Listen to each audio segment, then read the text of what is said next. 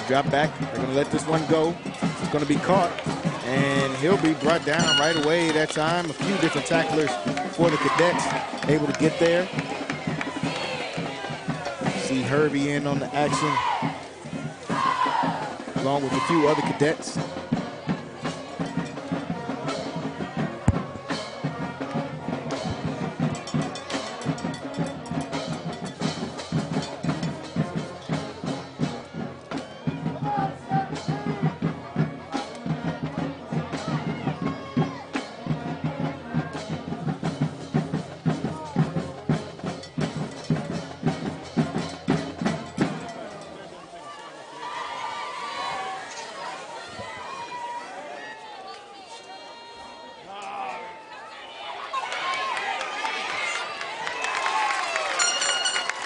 Like another one going to be brought down in the backfield.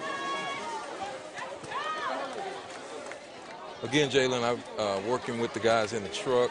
We've had some tech difficulties. You know, when you're on the road, you never know what to expect, but they did troubleshoot that and put that back out. We want to apologize to our Connally Nation audience for dropping that. There is a replay that we're going to bring back that we want you to see. A touchdown. So just bear with us. It's the first game, and we're trying to work out all the kinks. The best news and information is Connally is on top. Deep pass.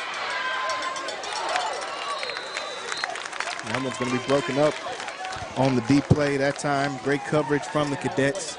That time looks like we saw Hervey in coverage. That time able to go out there and make a play, along with Kiara Riley.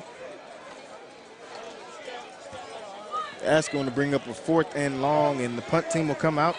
Chance for this Cadet offense to get the ball once again. Let's see if the guys in the truck can, while they're getting ready to punt this away, can have that Black touchdown, Kobe Black touchdown queued up and brought back to us at the change of possession. This punt is in the air and heads towards the sideline, able to stay in bounds. Rolls back. Will be some decent field position for the Cadets to start this time. Not backed all the way up against the end zone like the last time. Here's that play. We saw on that 3rd down touchdown from Kobe Black, saw Vincent, and Black just sets up the corner, able to get right past him. Great hands, able to stay in bounds on the sideline, and then after that just really turns the Jets on and gets down the field for the easy score. Great connection, and the connection that we're going to be looking forward to seeing all year, folks. Vincent to Kobe Black there on the outside, and what a big play that was, not only for it just being a touchdown, but because it was 3rd down and they were backed up against their own end zone. They don't get that play. Mexia most likely gets decent starting field position.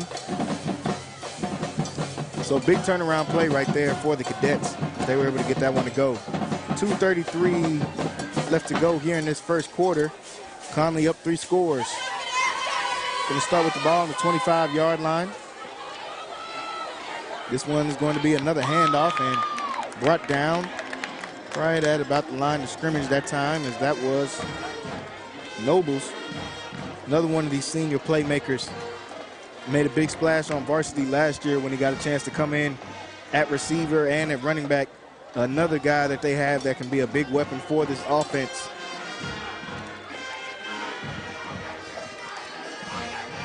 Second down and 9 after the 1-yard run.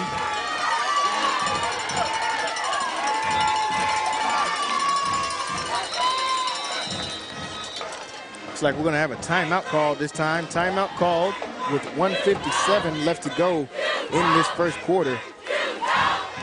Right now, the Cadets up 20-0 on the Mexia Black Cats.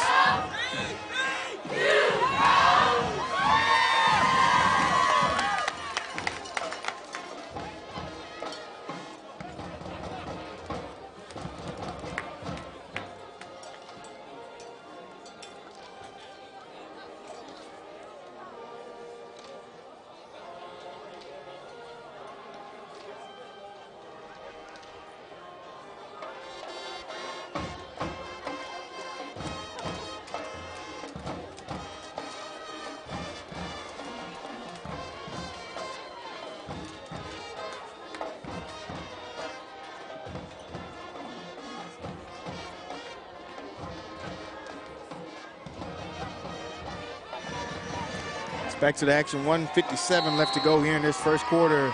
2nd down and 9 for the Cadets. Vincent's going to keep this one. He looks for a hole. He's able to get into the 3rd level. Now looking to make some people miss, and he's going to be hit out of bounds after picking up about 20-plus yards on that run. Good run right there for the electric sophomore and Jamarian Vincent. Able to get to the outside, pick up a 1st down yardage for the Cadets.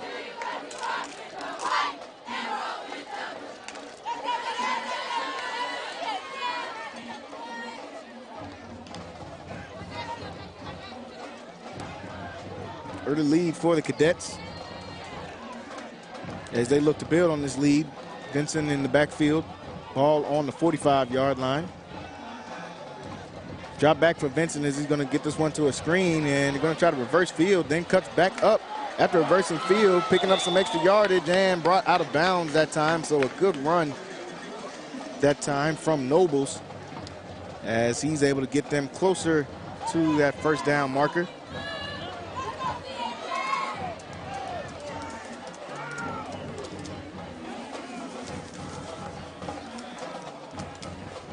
Like they're going to be flag on the play. I think that's going to be holding, and that will back up the Cadets.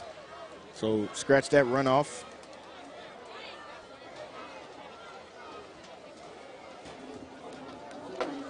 They'll back up.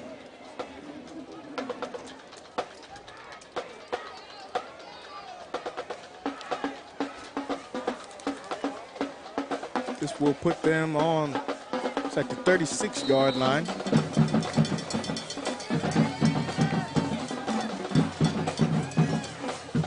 First down, ball on the 36. This one is going to be a handoff, or a keeper for Vincent, as Vincent is able to escape out of bounds, but another flag comes out late towards the sideline.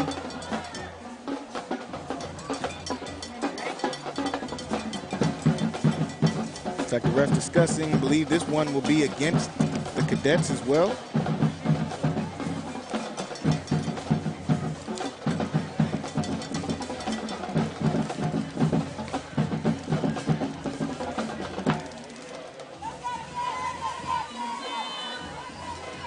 One will go against the Cadets.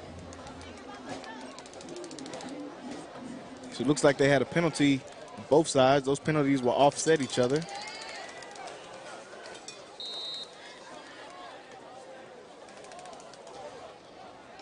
So Jalen, one of the opponents for both teams tonight is the conditions. It's hot. A lot of players have already gotten pretty heated out here, so I'm sure both coaches have been preaching hydration and the importance of getting as many fluids in you as you can, but it's really still kind of hard to prepare for the heat on the field and when you start exerting yourself. And so we've got a few players on the sideline that are trying to really catch their breath and get rehydrated so they can get back in the game. This is Texas football in August. The heat is definitely going to be a factor for the first couple weeks, honestly, with how hot it's been here in Texas. As we got a decent run right here that's going to break them past the marker for the 1st down, and they'll have enough to pick up there. The Cadets keep the chains moving, and like you said, that heat is no joke for both sides, and both sides are going to have to get adjusted. They've been practicing in the heat for a few weeks now, but it's a little bit different when you get into that game speed and actually have to move around, and wearing on both sides. It'll definitely be a test for both sides to be able to show their endurance and get through this heat here tonight. And those of you that are watching on YouTube, make sure you let us know where you're watching from. We definitely want to know where some of the Centex Sports fans are. He's breaking this one. This is Vincent around the corner. He turns the corner, and he's out about the 5-yard line. Yeah, just a shoelace tackle is what they call that one, as he looks like he barely got him towards the end there. Late flag comes out. We'll see if that one will be for a late hit.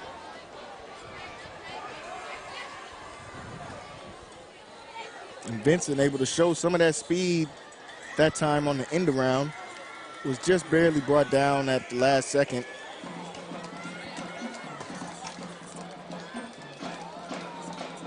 That's against Mexia. Can we get that replay, guys?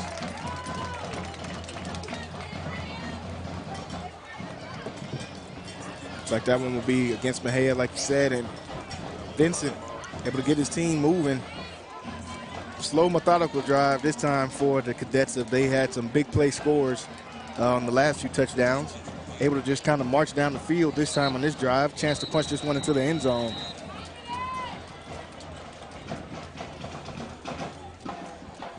Looks like the referees will come over and talk with Coach Garrick as he's trying to get full explanation on the last play from the referees.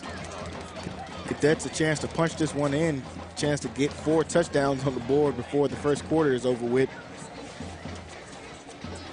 Once we go into the next quarter, we will get you guys some scores from around the state of Texas. And Friday Night Lights is back all over Texas, so we'll get you guys some of those scores coming up. Referees still discussing as the sun has just about fully set here in Mexia, Texas. And not fast enough. Starting to get a little bit decent weather out here. We said both sides getting adjusted to that heat, starting to cool off just a little bit for them and bring out some more of these lights.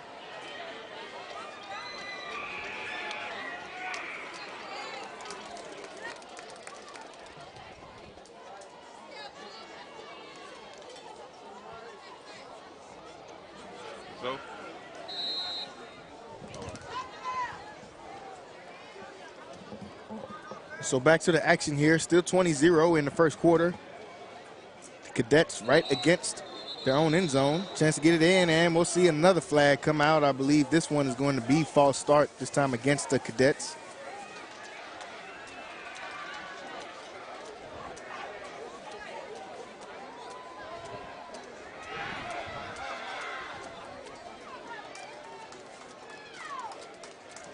That will back them up about 5 yards.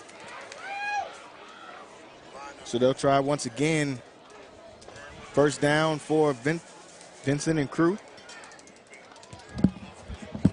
Vincent going to try to keep this one. Gets to the outside. Will he be able to cut up the sideline? And he does, and is hit right at the goal line is what it looks like, as they were trying as hard as they could to keep him out of that end zone this time. And the big hit there on the sideline. And will that be a touchdown?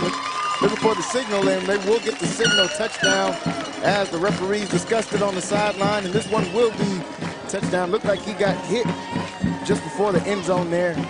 Couldn't see it fully from the angle we are at, but they will say touchdown Cadets. That time another score, this time by Jamari Vincent, as he's able to punch this one in. 26-0 is the score for the Cadets now here towards right at the end of this first quarter.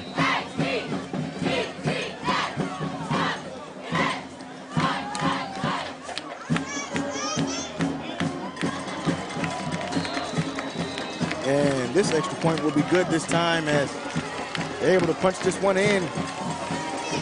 Another scoring drive capped off this time by Jamari Vincent as the Cadets are up 27-0 on the Mexia Black Cats. Great start so far for the Cadets as we roll towards the end of this first quarter.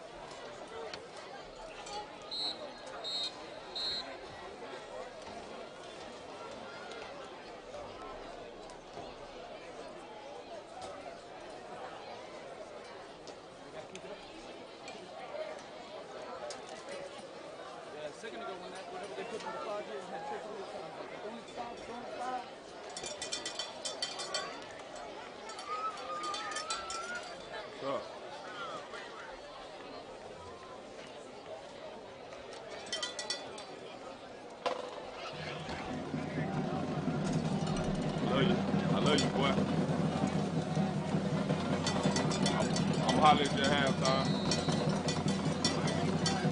All right. Back to the action as this one is kicked off, and it's going to be kind of a squib kick as this one is going to be picked up about the 20-yard line. He's got some decent momentum going as he'll be hit out of bounds just past the 30-yard line that time. As we near towards the end of this first quarter, it's been an action-packed first quarter so far for the Cadets. Folks, if they have made plays on every level, special teams, offense, defense. They've been clicking on all cylinders so far here in this first quarter.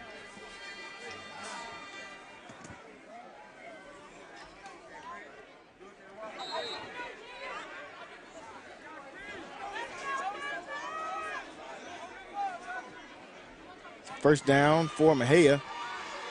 They're going to try to hand this one off, and it's going to be stuffed up right in the middle. That should take us to the end of this first quarter. I believe it will. So, folks, end of the first quarter, 27-0 start for the Cadets. It looks now they will break for the quarters. 27-0 start for the Cadets as they are here in Mexia, Texas, starting out on fire. They're here in Mexia, Texas, starting out on fire, 27-0 lead, and we've got some of the replays to be able to show you how these guys were able to get to that 27-0 lead as we get into the start of this second quarter, folks. So far, it's been all Connally in this first quarter as they look to bring that same momentum into the second quarter.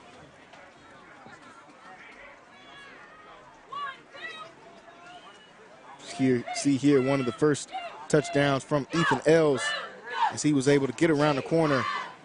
Strong running that time for the junior running back to get some of his first action on varsity, and he's making it worth it.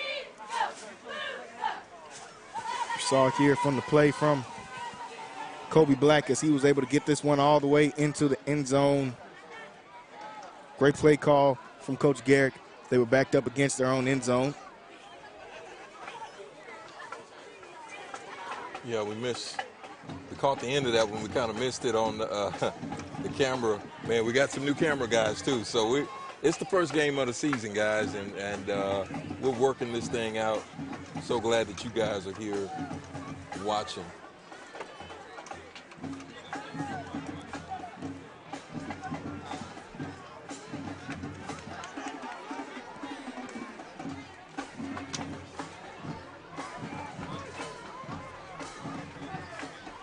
So we're ready to start the action again. We're here at the top of the second quarter. Here at the top of the second quarter, and with the Cadets up 27-0.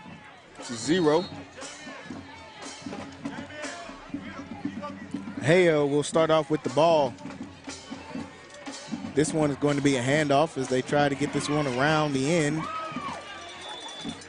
Able to pick up a few yards, stop just short of the first down marker.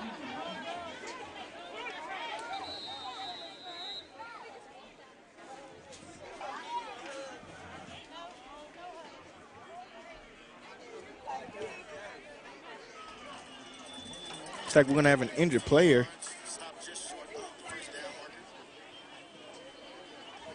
I want to thank, I got a question from Bradley online. And Bradley asked, can we still watch on Roku? We will have it up available for Roku on next week, Bradley. And that's a big game coming up. Thank you so much for tuning in and watching here. We've got an injury.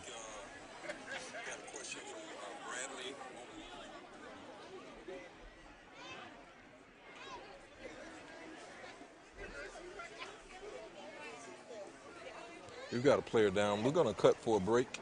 Let's cut for a break while they tend to this player. You're watching Centex Sports Network. Connally up on Mexia 27-0.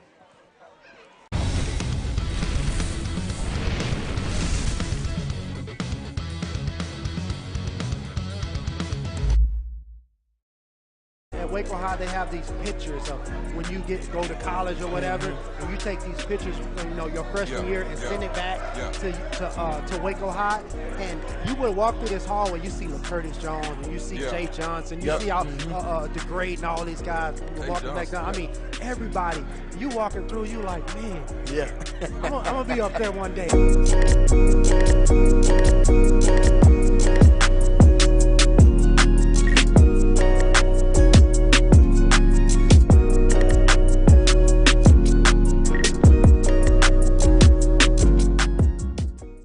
My name is Debbie Kimbrell. I am the administrative assistant here at Anderson Chapel. I also work as part of the media ministry.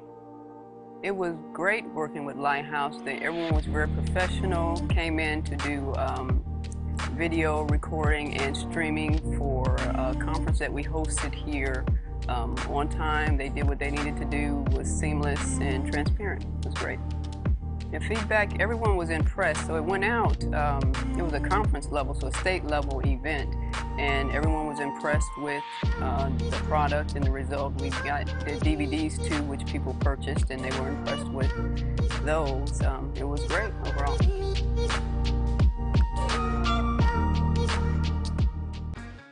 Hello, my name is Roy Gillis, founder and CEO of Lighthouse Streaming.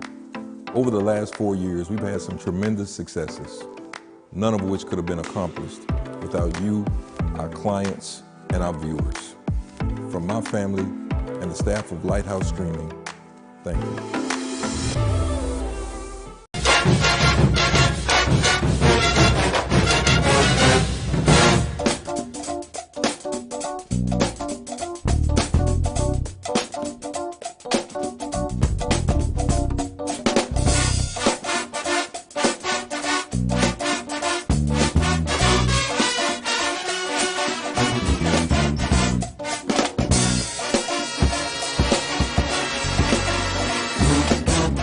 My name is Emily Adams. I'm the marketing director for the Texas Asphalt Pavement Association. We are here at our 3rd annual MAPS conference at the Waco Convention Center in beautiful Waco, Texas. I think the event has exceeded all of our expectations. We had an amazing turnout and great sessions and nothing but positive feedback. So this is our first conference in a convention center, and I'm used to working with hotels where there's like one person to talk to for everything. And so at the last minute, we realized we needed audio and video services. And so I contacted Lighthouse Streaming and Audio, and they were very quick to respond. They were able to, even though it was the last minute, they were able to fit us into their schedule, and they provided us with technicians and equipment to record our sessions, and we'll be able to provide the people who are speaking at those sessions with great video of themselves. I would highly recommend them. I highly recommend Lighthouse Streaming and Audio. I had nothing but a pleasant experience, and if we come back to Waco again, which we hope to do, I know I'll be in touch with them. Hello, my name is Roy Gillis, founder and CEO of Lighthouse Streaming. Over the last 4 years, we've had some tremendous successes, none of which could have been accomplished without you, our clients, and our viewers. From my family and the staff of Lighthouse Streaming, thank you.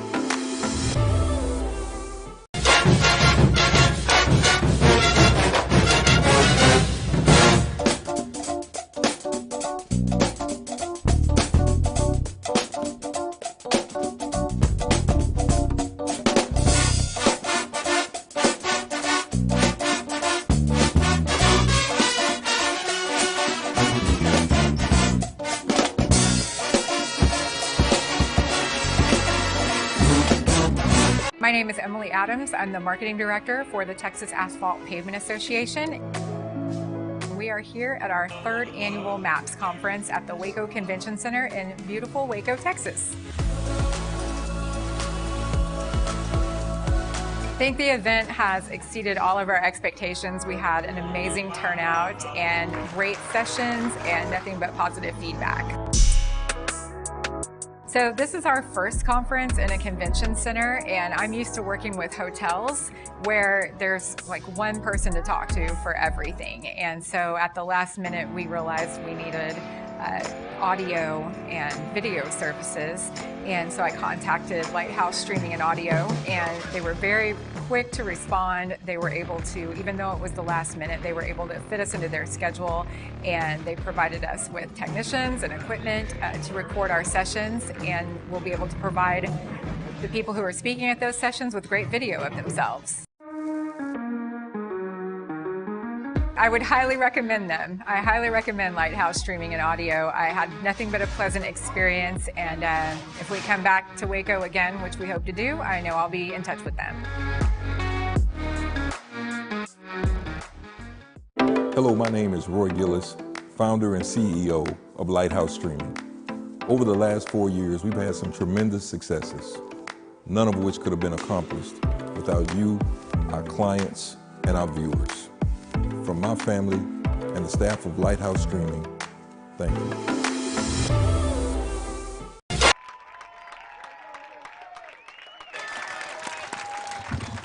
So coming out of an injury, one of the linemen, and I believe that was number 54, Jay-Sean Malone. It looked like he had an arm injury of some type, so we want to make sure that we send prayers up for him, that he have a speedy recovery. And that's the one thing that both of these coaches want to avoid. They want to have a good contest, and they want all of their players to be healthy. That's every coach wants the same thing. And so it's unfortunate, football, there are injuries in football, so definitely want to make sure that he gets the treatment and the help that he needs, and I'm sure he'll be back on the field as soon as possible. As soon as possible. So it's 11:26 left to go here in Mexia, Texas. The Connally Cadets up 27-0 on the Mexia Black Cats. And if you're watching, if you haven't seen it already, up. Got a loose ball. We picked down at about the 30. You can go on Centex Sports on YouTube, and you can get an opportunity. We interviewed Kelvin Beecham. We had a good interview with him. He's a former player here in Mexia. He was a Mexia Black Cat, and so great interview. Real good guy, very good guy, out of Central Texas. And this is his 12th season. This will be his 12th season in the NFL. Yeah, 12 seasons in the NFL, guys. We know a lot of players say NFL stands for not for long league. And to be able to play 12 years in the NFL, coming from a place like Mexia, Texas, is definitely inspiring to see, especially for all of these young kids in the Central Texas area, both sides, on the Connally side and the Mexia side, getting to see a guy from this area that played in these same Friday Night Lights, getting a chance to play on Sundays. Yeah, and one of the great stories of Kelvin, he's an undersized, you know, it's hard to believe that 6'2" is undersized lineman. But I took a picture, I don't know if someone you've seen it on the website, I took a picture standing next to Matt Stafford and Leonard Davis. Yeah, a little bit different story. Yeah, 6'7", 400. Yeah, a little bit of a different story on that one. It's like we got third down and long as they're going to try to air this one out on the sideline. The pass is incomplete, but I did see a flag fly out as the ball was coming towards the ground there. Could be pass interference on that one. We'll wait to see the call from the ref.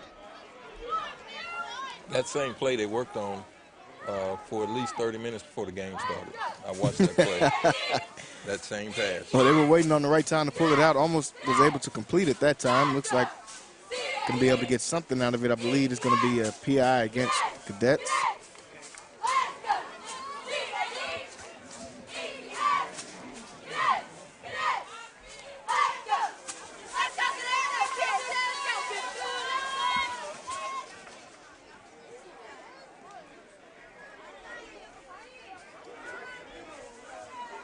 And it looks like that will go against Connally.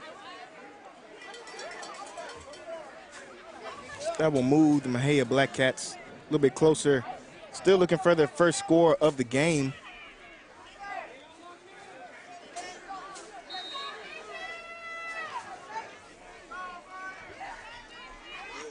So now first down and 10. The ball has been moved up to about the 45-yard line. This one's going to be a handoff, trying to get around the corner. Able to get no room around that corner. Great tackle coming in that time, as Black Cats not able to get much. That was Damian Stewart. He came up and brought some noise, number 14. Yeah, he said they're hitting in the DB room as well, so they tried to come around the edge, and this Cadet team has done a great job so far today of setting the edges. Haven't really let them get too much going towards the outside, and they've tried to get there a few times tonight.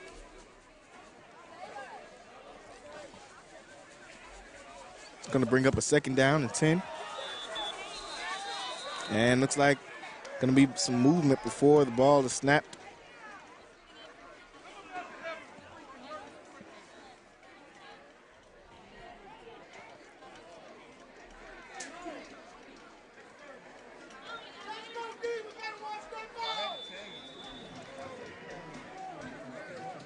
And looks like we're going to get a timeout called now after that last penalty.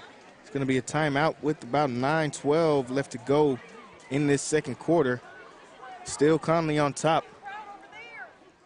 They've started to cool off just a little bit.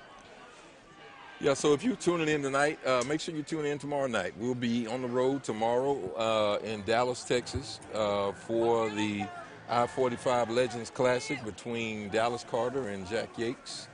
And we've got some video content coming out. I got a chance to interview Coach Spencer out of Dallas Carter as they're trying to rebuild that program up there. And then we interviewed Quentin Smith from that 85 Yates State Championship team. And we asked the question, who had the better team in Texas football history?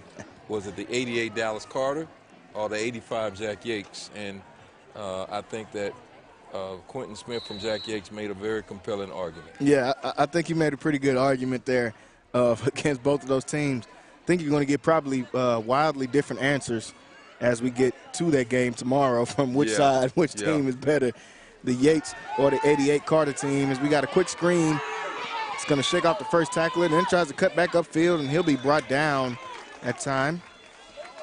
As Cadets look like they were ready, but yes, folks, make sure you are tuned in tomorrow. That is a 6 o'clock kickoff, I believe. Make sure you're ready. They moved it back. Okay. Because of the heat. They moved it back. I think it's going to be a 7:30 kickoff. Okay. Makes a lot more sense. And so, yeah, we're looking to introduce our fans in Central Texas, some guys doing some things in some other parts of Texas. We go now 3rd down and 4 as Mexia tries to pick this one up. This one's going to be handed off to the running back. He's tripped up, and then he's going to be hit in the backfield. Big tackle that time as they were able to get into the backfield. This Connally defense keeps going as that's Gage Kaufman able to get in that time. Another one of these seniors, loaded senior class. And that Kaufman family has produced about 3 great Connally players. Yeah, they've got, I believe it's 2 of them on this team now. Yeah, we've got Cameron Kaufman. Yeah, Cameron Kaufman is a lineman, and I believe as well. So, yeah, and they had a kid to graduate that went on to play football. Yeah. In college. So, yeah, it's a really family kind of atmosphere. Connally kind of produces that. It's a family kind of atmosphere, and that's what makes it great for these kids to be able to play here in Connally. Yeah, they've been able to build these relationships over the years. I remember when we talked to Coach Keith Black, the father of Kobe Black and Corey Black, talked about how a lot of these guys have been playing together since Little League football and have been able to come up building that chemistry and that camaraderie and the brotherhood between each other all of these years, and it shows out here on the field. These guys play for each other every Friday night.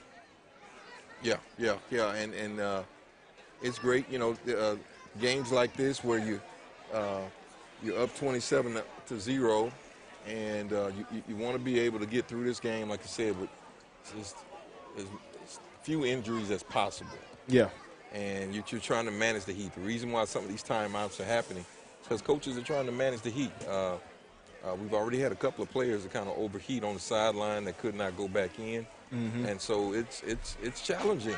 It's challenging here in Texas in August and September. Oh yeah, yeah. The first few weeks is always a different type of dance than the usual rest of the season. As it starts to cool off, you get closer to the holidays. The beginning of the season kind of brings a little bit of a different challenge. As on 4th down, they're going to punt this one away. And this one is going to be received, and he stays up on his feet. He tries to get around that corner this time as Kobe Black lowers the shoulder towards the end there and kind of lays the boom on as one of the players try to come in and get a big hit on the sideline. Kobe Black was having none of that and was able to get back out there.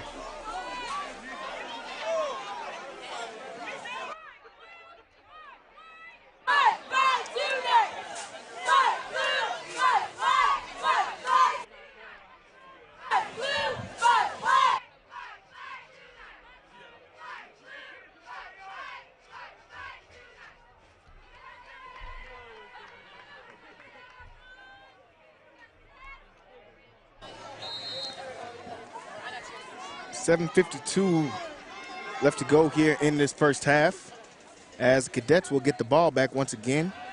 They're going to throw this one deep. They're going to look deep on the first time, and this one almost intercepted that time, and he dropped what would have been an easy pick as he was looking for Nobles that time, tried to hit him deep right out of that play. Couldn't get it, couldn't connect with each other that time. It's going to bring up a 2nd down, try to get that one to Nobles, another one of these dynamic receivers. Yeah, he overthrew him, and he's a sophomore, and so he's got to learn touch, and he'll pick it up. He'll pick it up.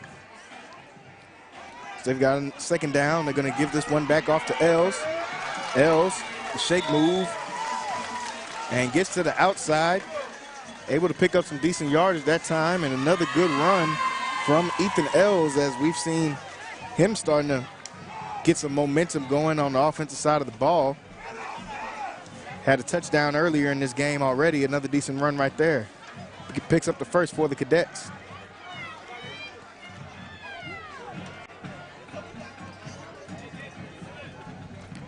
First down and 10. This one's going to be a handoff. Hand this one off and then hit in the middle. It's going to stop their momentum. And looks like we've got a couple players going at it here on the sideline. Coach is going to get in there, try to break this up before it could get any worse there. And coach is doing a good job that time of being able to get in the scrum and break that up. And not what you want to see from either side. Both teams, adrenaline running high, emotions running high. It is hot outside. So no one is ever too happy about that. It's going to be penalties on both sides that time.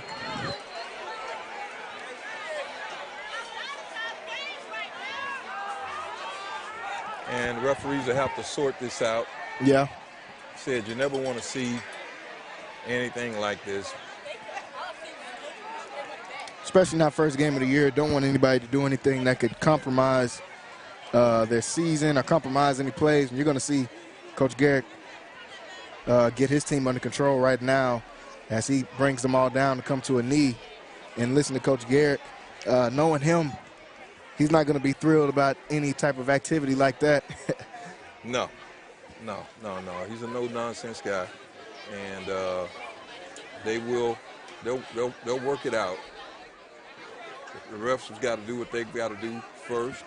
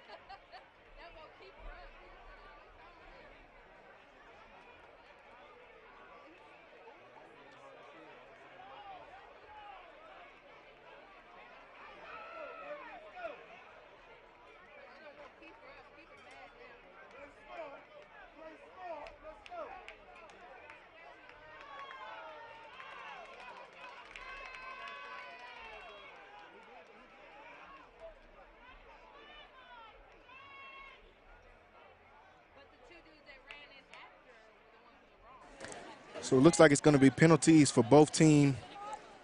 And they'll come back out and try to resume play, see if everyone can keep a level head. One of those things that happened, one of the players, it was simply, it was a running play, and you had a receiver and a defensive back locked up, blocking and trying to get around the block, and it led to it. Yeah.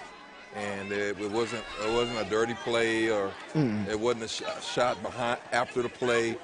It was just two players being competitive, and they let it get the best of them. Yeah, it happens. It happens, especially between those wide receiver and DBs, where we usually see it. If not in the trenches here, we got a handoff and an end around to Black. And this time, Black is going to be brought down. It's good to see Kiefer Sibley back in the game. I know he was trying to get hydrated, and he had got a little overheated after running 60 yards. Yeah. So. Yeah, and this heat, and that was at the beginning of the game, and it doesn't feel like it does now. Yeah. So at the beginning of the game, that 60 yards in this heat, I think I would have probably been out after about 5 yards. Vincent going to try this one deep again, and this time a jump ball, and this one's going to be broken up once again as Nobles, the intended receiver on that side, couldn't connect.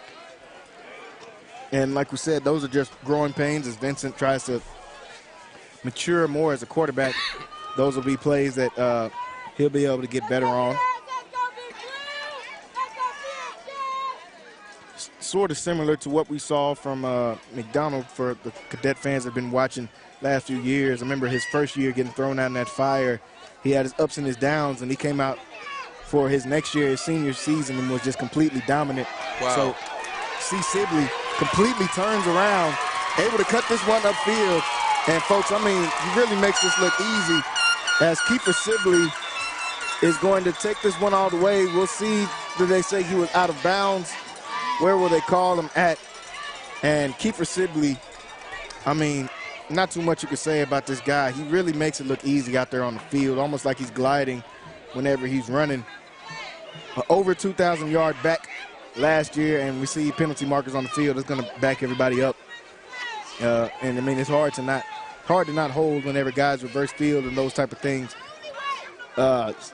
Once again, Sibley, as soon as he touches the ball, he gets in and he makes plays. I mean, that's just what he does. Holding will back them up this time. See if he can get some more touches here as we enter closer to halftime.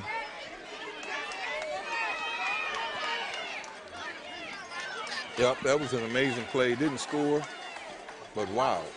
And he's got a lot of those plays that just kind of make you say wow after the play. And you see why, folks, we call him one of the top backs, if not the top back in the state of Texas. 5:38 left to go. They're going to hand this one right back to Sibley. Sibley making more people miss. That time looks like he just tripped over one of his own teammates. I really don't see how they're going to be able to stop this guy if he plays. He's only got the ball a couple touches, and every touch looks like it can go for 6.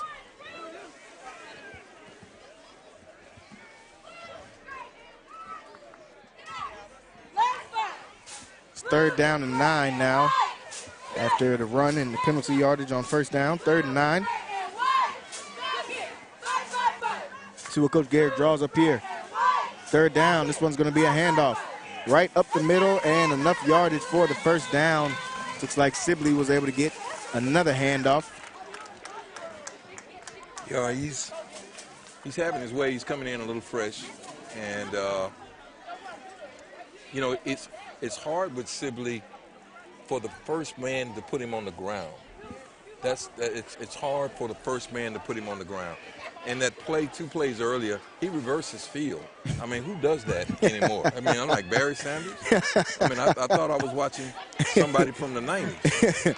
As Vincent gets up in the middle, and Vincent will be brought down after a short yardage gain that time. And like you said, I mean, Barry Sanders-esque on that last play. And I mean, we've got 2 years of film on this guy. I don't see the first guy bringing down Sibley just about ever. So, I think Sibley hadn't committed yet. Has not committed. He's got some offers from guys like Oklahoma State. I believe he's got an offer from Purdue as well. Texas State, Tulsa, Sam Houston, where his former teammates are at, and Jamari Wiggins and Kavion Gaither. As Vincent rolls outside the pocket this time. Now he's going to try to cut this one up. Vincent, very electric with the ball in his hands as well, and he'll be brought down after what is enough to pick up the first down that time. Good decision from Vincent. Looked through his reads and see anybody, took off and picks up first down yardage. See on the replay, went through his read, cuts it back upfield.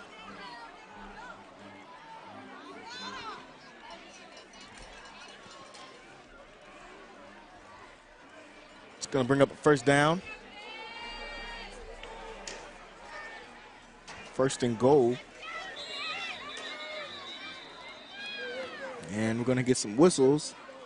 It looks like we have another player down. Yeah, that's it, Heat. Yeah, the Heat starting to take its run its course on a few different players here tonight, folks. 3:34 left to go here in this first half. Right now, the Cadets up 27-0 on the Mexia Black Cats, and we've got an injury timeout, so we'll be right back.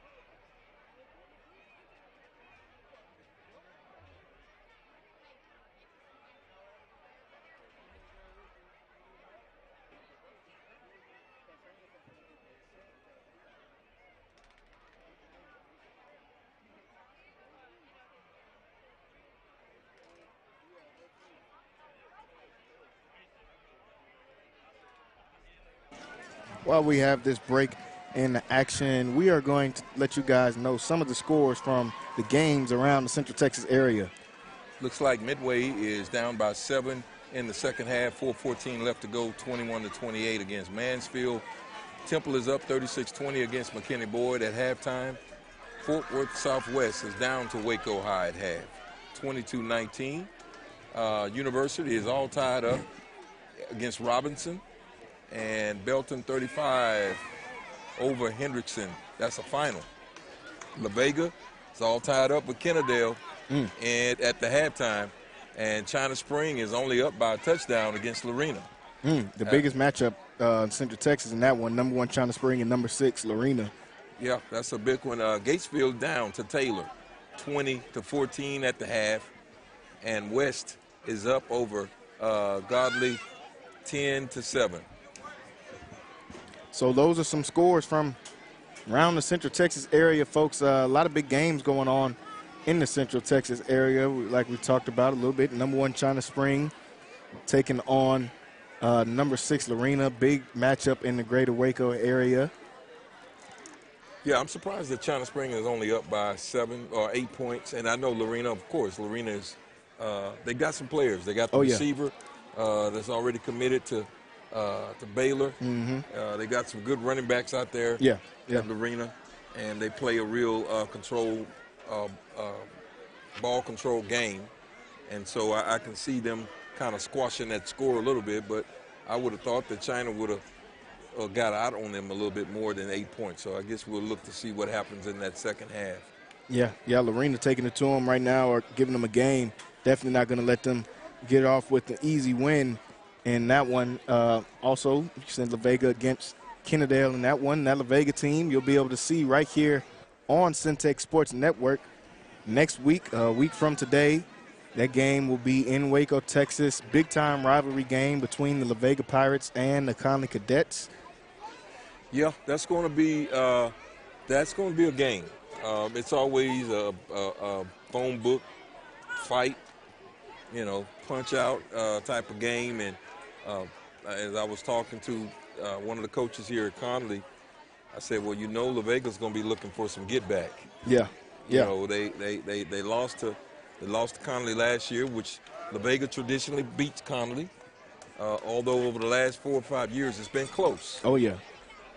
But that's not a cross town. That's a neighborhood. Yeah, that's a neighborhood matchup. fight. That's a neighborhood fight.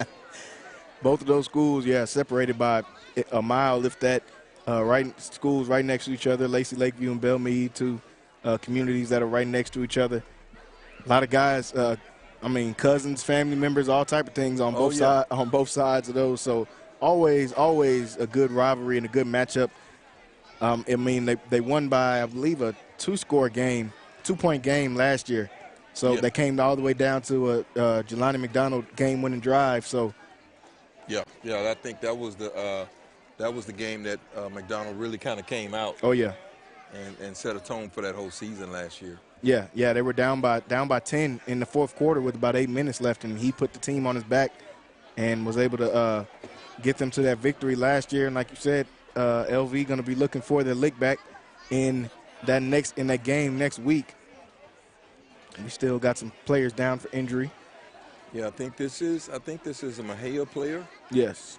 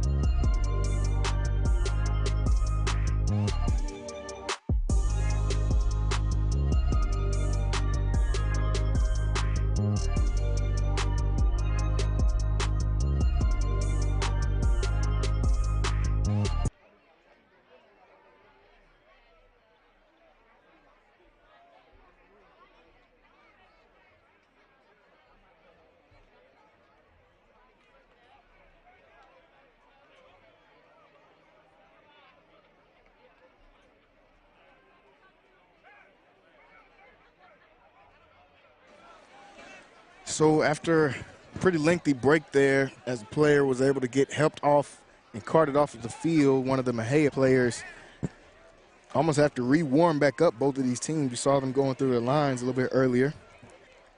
And they'll come back out and try to get this play for just final few minutes of the first half, as we'll get ready to go into halftime. Connally still with the 27-0 lead over Mexia. They'll come back out with the ball as the Cadets were starting to march down the field before the injury occurred.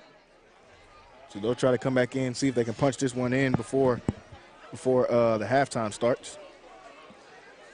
Yeah, it's going to be a late night in Mexia, Texas.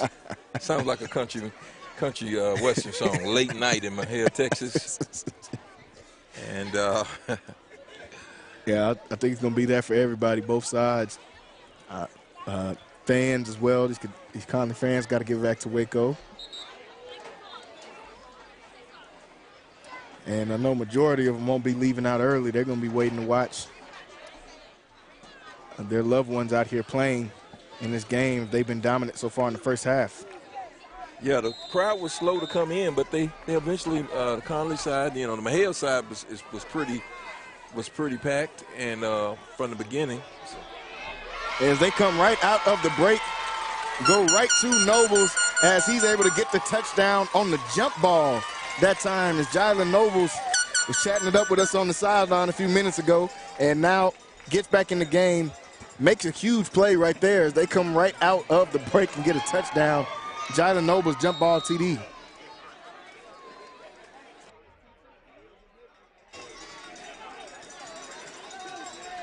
As they're going to look to get the extra point up.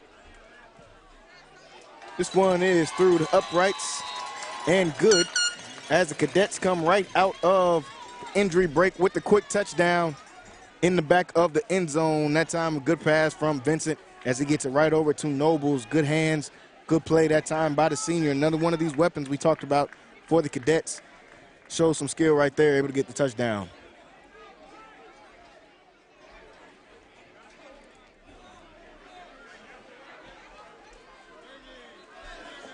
It's 34-0 is the new score now, as we are 3.5 minutes away from halftime. The Cadets have been dominant so far in this one. Had a few different stoppages in play, and thus the late play. We are still 3.5 minutes to go in the first half, and it's about 9:07. Usually this time we go in for the second half. It's one of those things, Jalen, you kind of want to, being up as much as you are, you kind of want to pump the brakes a little bit, but you're trying to get your guys ready for the next game. Yeah. And while this game is 34-0, it could be 34 tied up. And you need that extra. You need to learn how to play in that third and fourth quarter. Yeah. When you're tired and exhausted and it's hot. Yeah. And so that battle that they got coming up next week, they're going to battle the heat. They're going to battle each other, and they're going to have to battle those bell meat mosquitoes. Oh, yeah. They'll have it all working against them next week, as got a kickoff return here. Still up on his feet, and he'll be brought down that time about the 40-yard line. And, yeah, like you said, they got to get these guys still still got to get these guys ready for next week. It's going to be a completely different challenge taking on those La Vega Pirates. And they kind of had a game, I want to say similar to this, but had some similarities last year when they played Cameron Yo. I think they were up about 17 going into the locker room, maybe 17 or 20 going into the locker room. And that Cameron Yo team came out of halftime and lit the scoreboard up and brought them back and actually took the lead. Connally had to go back and win the game on the last possession of the game in that one. So Coach Garrick, I'm sure, is not going to tell his team to take their foot off the gas anytime soon. And that Cameron Yo team is coming to Waco this year. Yeah, we'll get to see that Cameron Yo team in a few weeks here. They drop back for a pass here. This one is going to be, I believe, caught a close contested catch that time, as they're able to show strong hands and bring that one in, as they're able to move the ball just a little bit. And this Black Cat offense, like we said, this is the first game of the season for them as well, and they're trying to build and have some things to take with them into next week and the rest of the season. So they're not going to come out and just lay down, and at any point in this game, they're trying to build as well. If you're watching, make sure you subscribe to the channel. We're always trying to build it, to be able to keep this type of content coming. This one is going to be a handoff, breaks to the outside, and he's trying to get all the way. He's going to be brought down just before the touchdown mark of that time, and he'll be brought down inside the 5-yard line. Looks like I see a penalty over there. Yeah, I think it might have been a horse collar. Yeah, it looks like it was close to horse collar. We'll see if that's what they call. And either way it goes, I mean, they're going to be around the same spot. I'm all right with that on the 3-yard line. Yeah, I mean, yeah. What are they going to do, move it to the 1? Yeah. So. It's like a personal foul, horse collar. Horse collar. Going to go against the Cadets. And this one is going to put them a little bit closer towards the end zone as they're trying to get their first points up on the board so far here in this game. Jalen, I'm looking at 2:40 left to go here in the second half. It was 3:30 left a half hour ago. Yeah. In all honesty, it actually was less than a minute, 50 seconds only taken off the clock after about 30 real minutes. Hey, I want to thank all of you guys that are watching on the various platforms that you're watching on. If you are a small business or and you're looking to maybe help support this type of content, support bringing you these comedy broadcasts, please inbox us, info@centexsportsnetwork.com. And definitely, it's very expensive to be able to do what you guys are seeing, and it's really mostly all of these guys on this crew. They love what they're doing, and so yeah, if you're a small business and you want to support this content, definitely inbox us, and we'll put a commercial together and get you out there to the various audiences. Yeah, definitely, guys, reach out and learn how you guys can support and be a part of this team as we help you guys bring these cadet games throughout the season. And we definitely love helping this team. Like you said, everyone here loves what they're doing, and we love getting to watch some Friday Night Football, folks. So definitely reach out.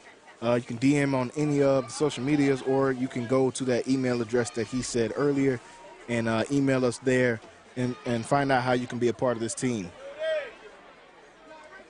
So after a timeout, got 2:39 left to go. This Connally defense is going to try to stand up, see if they can keep the Black Cats out of the end zone. Mexia looking to get their first points of the new season up on the board. I think we got another flag on the play. Or maybe it's not a flag. Maybe they respotted.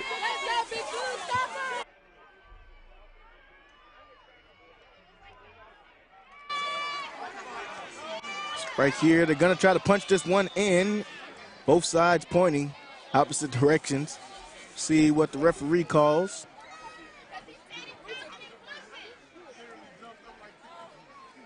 And looks like they're going to be short. They'll give them another play, second down and goal. Coming up as they try to punch this one in. Cadets able to stand up on the first play.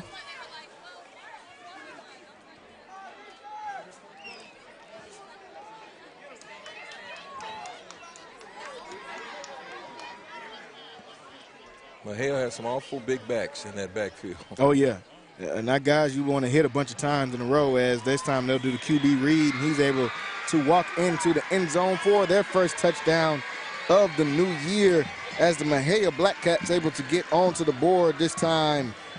QB read able to keep that one and bring it in. Mexia first points of the new year.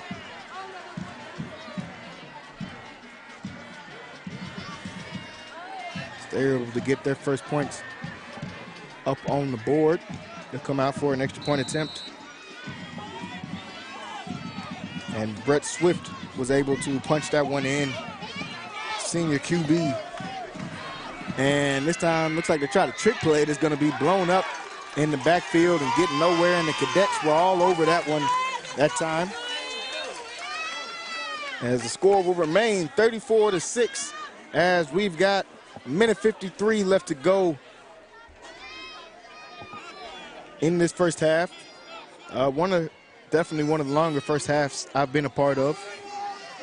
We've still got a minute 53 left to go.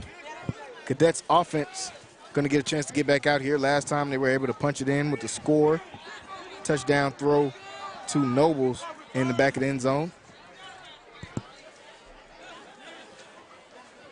Yeah, so in a long game like this, you really start to deal with some hydration issues. I'm sure Coach Garrick is going to probably sub as much as he can to allow some other guys to come in and play, since the game is doesn't appear to be in jeopardy. Of course, it can always be a comeback, and maybe that's one of the great things about softball and baseball at the college level.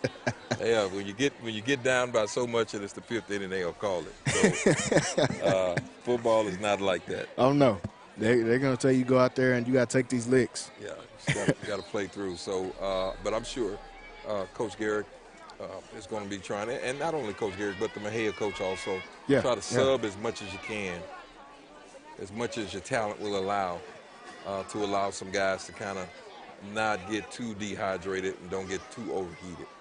Yeah, definitely. Pickle juice will probably be on the order for everybody in that locker room. Sorry for you guys that got to go in that locker room. Probably got some pickle juice on the menu. For those of you that are cramping up, got some salt tablets as well on the menu. Those will be a lot of these players for both sides halftime snack as they line up here for kickoff.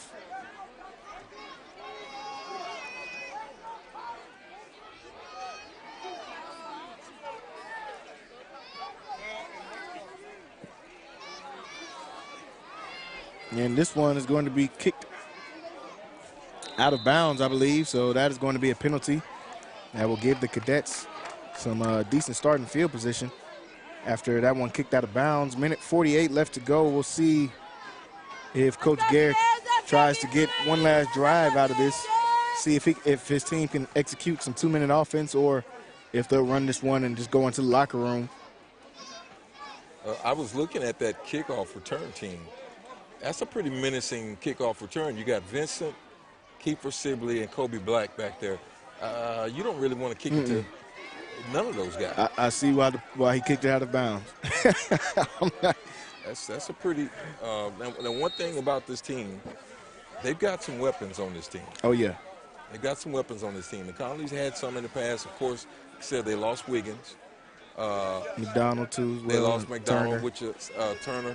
But on offense, they got some really electric guys. Speaking of electric, we got a man going down the sideline. Who else? Number 1, Kiefer Sibley. If he touches the ball, folks, it's going for 6. Mr. TD himself, Kiefer Sibley, gets another one. Touchdown for the Connally Cadets, as he's able to take this one all the way to the house off one touch. Let's run it. And looks like we're dialing up that replay. As we see Vincent, it's an easy screen pass, and you let number 1 do the rest of the work. Great blocking that time by the Cadets. Good vision, once again, by Sibley. Able to break this one all the way for a touchdown. Doesn't take him long, folks. Does not take him long at all. I would say it's surprising, but like we said last year against this team, his first 3 touches were touchdowns. And he hasn't had many touches again here tonight, folks. Only a few touches again tonight, and he's already got 2 touchdowns up on the board. It's 41-6 is the new score with 1:34 left to go. Newsflash, college recruiters. Newsflash, college recruiters. There's a running back in Waco, Texas. His name is Sibley, and you need to have him on your team. Yeah, and I'm definitely expecting for the offers to roll in his senior season. That's just how it goes sometimes in recruiting. We saw McDonald last year pick up an offer from Texas, where he eventually went, and Ole Miss in the middle of the season. So definitely expecting more offers, but I'm not sure if you guys are getting down here fast enough to come knock on this guy's door.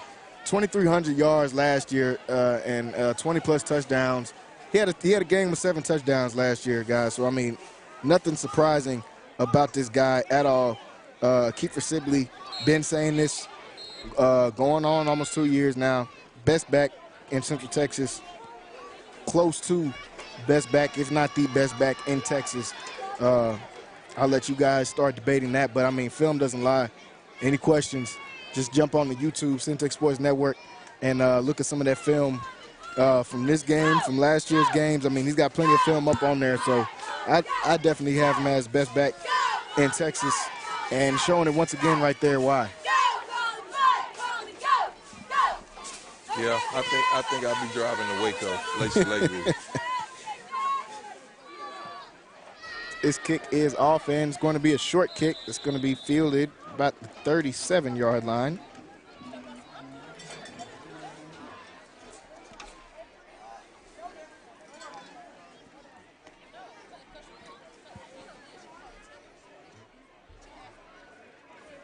As we see this Cadet defense come back out one more time, most likely before the half.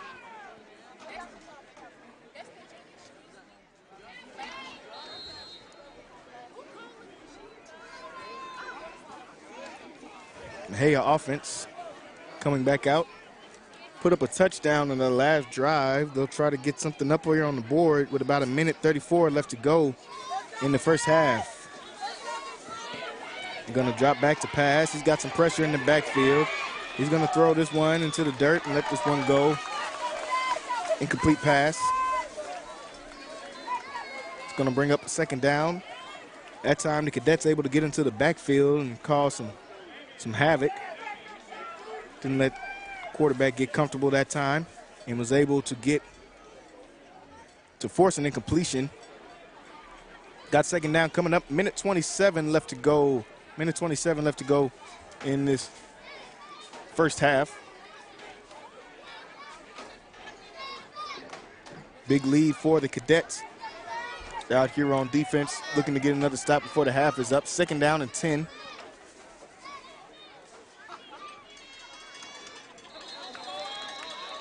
And the flags come out before they can get the play off. Believe it's a false start that's going to back them up. And it is false start.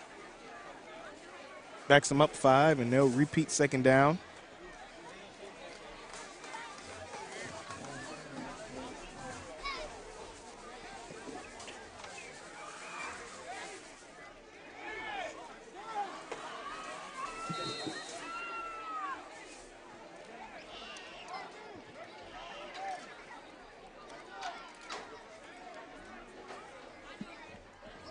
Second down, and backed up an extra 5 yards after the false start.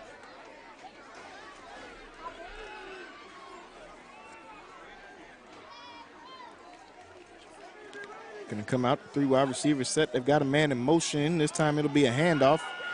And this time on the handoff, he'll get out of bounds, but another flag on the play, and this one in the area of holding. And I believe it will be holding against the offense. It is, so back-to-back penalties for the Black Cats. That will back them up.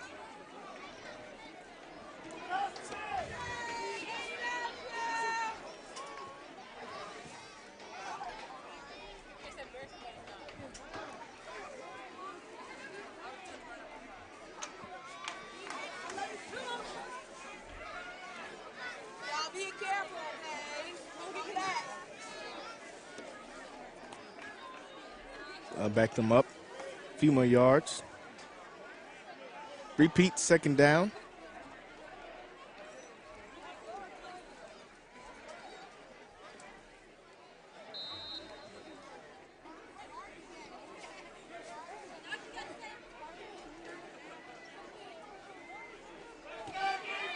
Second down and long after 2 back-to-back penalties. They'll come out 4 wide receivers set.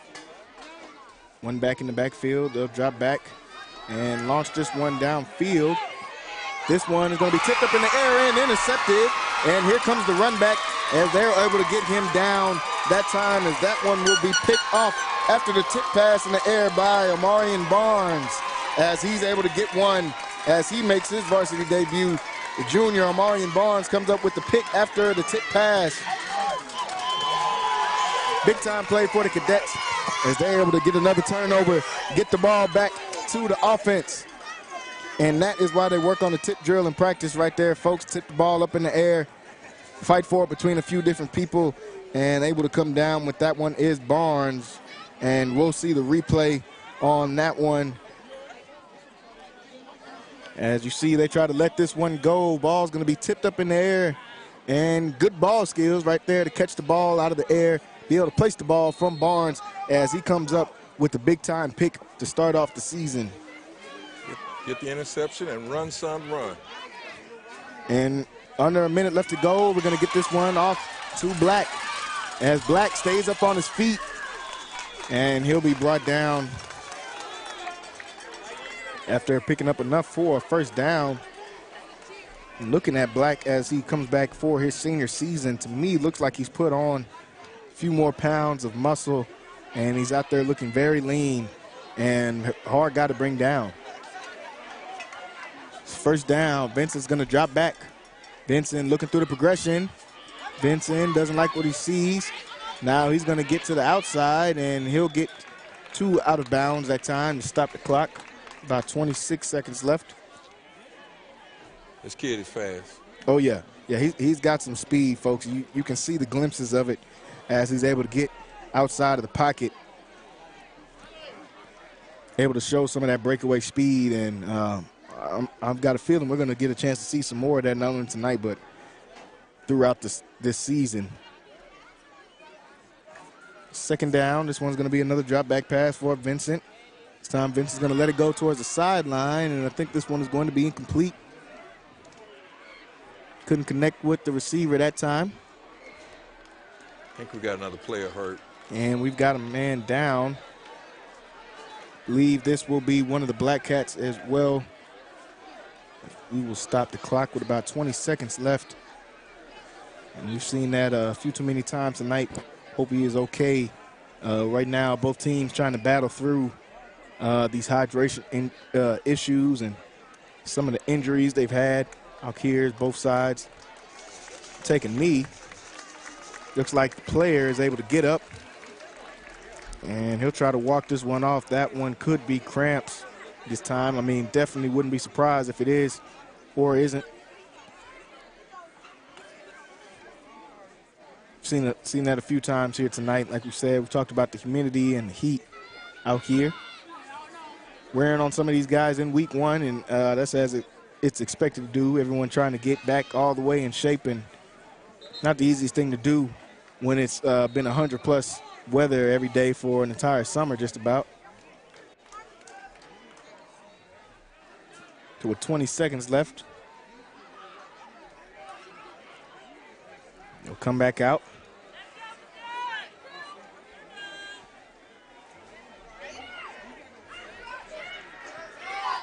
They'll line up in the 4 wide receiver set, roll out to the right for Vincent. Vincent throws this one, leads his receiver into a big hit there.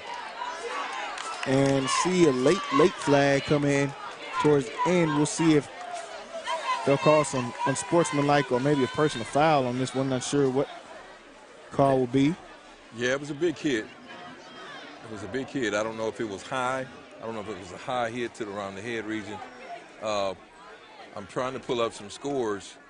Looks like strange scores because Midway shows still to be at the half. I know there can't be another team as far behind as we are in this game. There can't be another game. But let's see. In the third quarter, La Vega is up 21-14. And China Springs still shows to be at the half. That can't be accurate. Well, longer halftime for high school. I'm not sure exactly what time they went to half.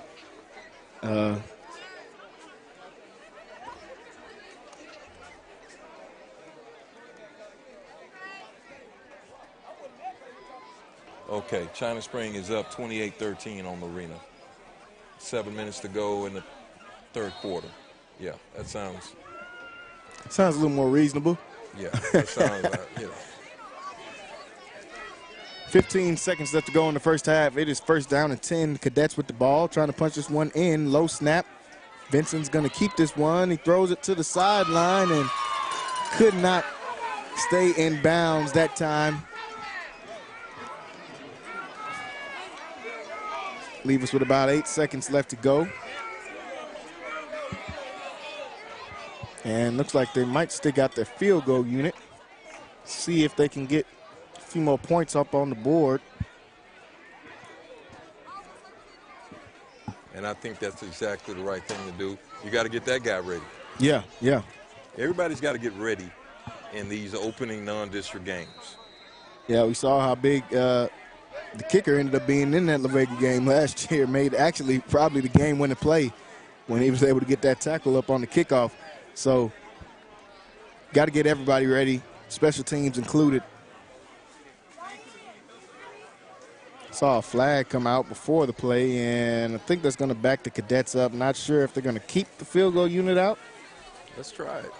After they back it up, but let's try it. Coach Garrett might feel the same way. Let's try, see what we got. Let's see what this kid's got.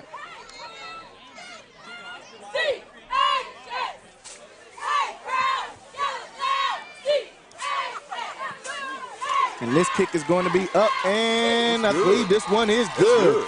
Big time kick that time. With something to spare. With something to spare from the junior.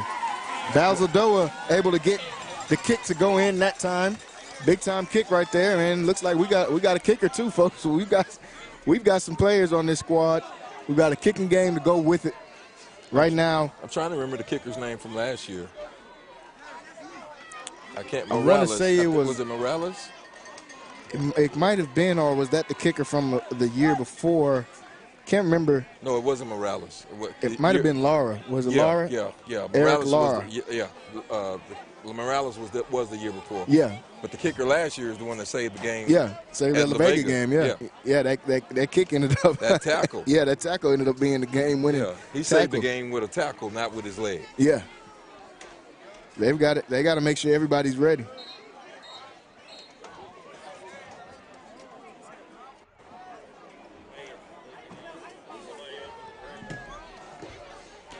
So about 5 seconds left, and they'll kick this one off. 5 seconds left to go in this first half.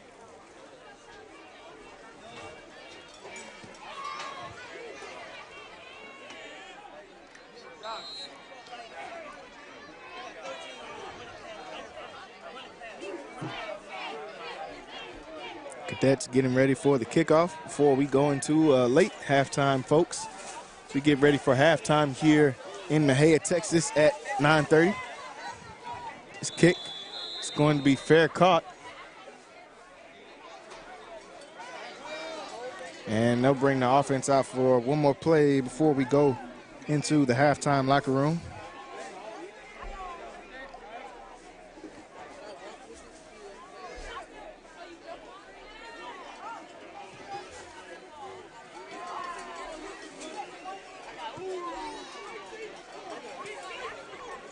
Black Cat offense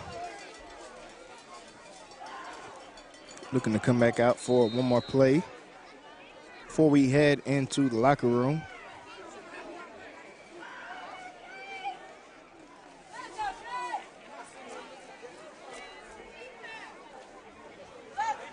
They'll come out, get lined up at about the 30-yard line. And they'll hand this one off. And going to go down and be hit. Looks like behind the line that time. And that will do it for this first half of football, folks. As we head into halftime, a dominant performance so far for the Connally Cadets. 44-6 as we head into the locker room. Cadets so far have been getting it going on all sides of the ball, offense, defense, and special teams, as we go into this halftime with a really big lead.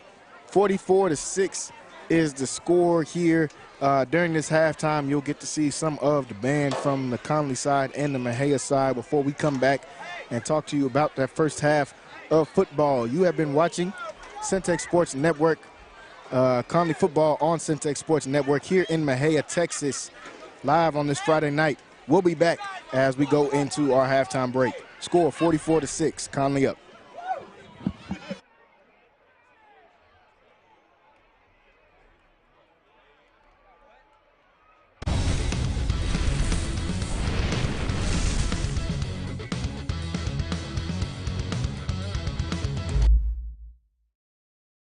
My name is Debbie Kimbrell. I am the administrative assistant here at Anderson Chapel. I also work as part of the media ministry.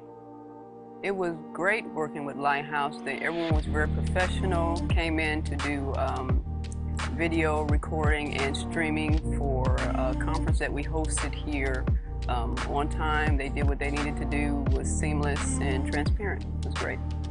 The feedback, everyone was impressed. So it went out, it was a conference level, so a state level event, and everyone was impressed with the product and the result. We got the DVDs too, which people purchased, and they were impressed with those. It was great overall.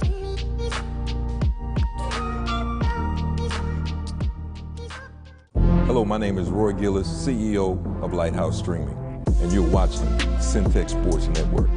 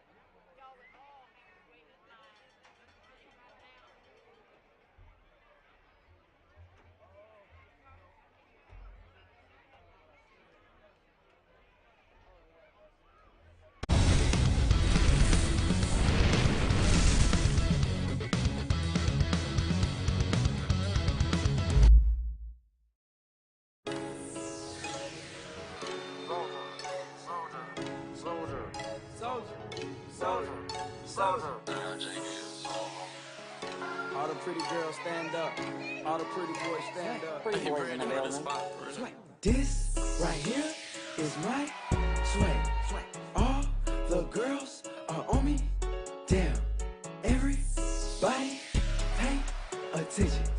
This right here is my pretty boy swag. Pretty boy swag. Pretty boy swag. Pretty boy swag. Boy swag. Pretty boy swag. Pretty boy swag. My name is Emily Adams. I'm the marketing director for the Texas Asphalt Pavement Association. We are here at our 3rd annual MAPS conference at the Waco Convention Center in beautiful Waco, Texas. I think the event has exceeded all of our expectations. We had an amazing turnout and great sessions and nothing but positive feedback. So this is our first conference in a convention center, and I'm used to working with hotels where there's like one person to talk to for everything. And so at the last minute, we realized we needed audio and video services. And so I contacted Lighthouse Streaming and Audio, and they were very quick to respond. They were able to, even though it was the last minute, they were able to fit us into their schedule, and they provided us with technicians and equipment to record our sessions, and we'll be able to provide the people who are speaking at those sessions with great video of themselves. I would highly recommend them. I highly recommend Lighthouse Streaming and Audio. I had nothing but a pleasant experience, and if we come back to Waco again, which we hope to do, I know I'll be in touch with them.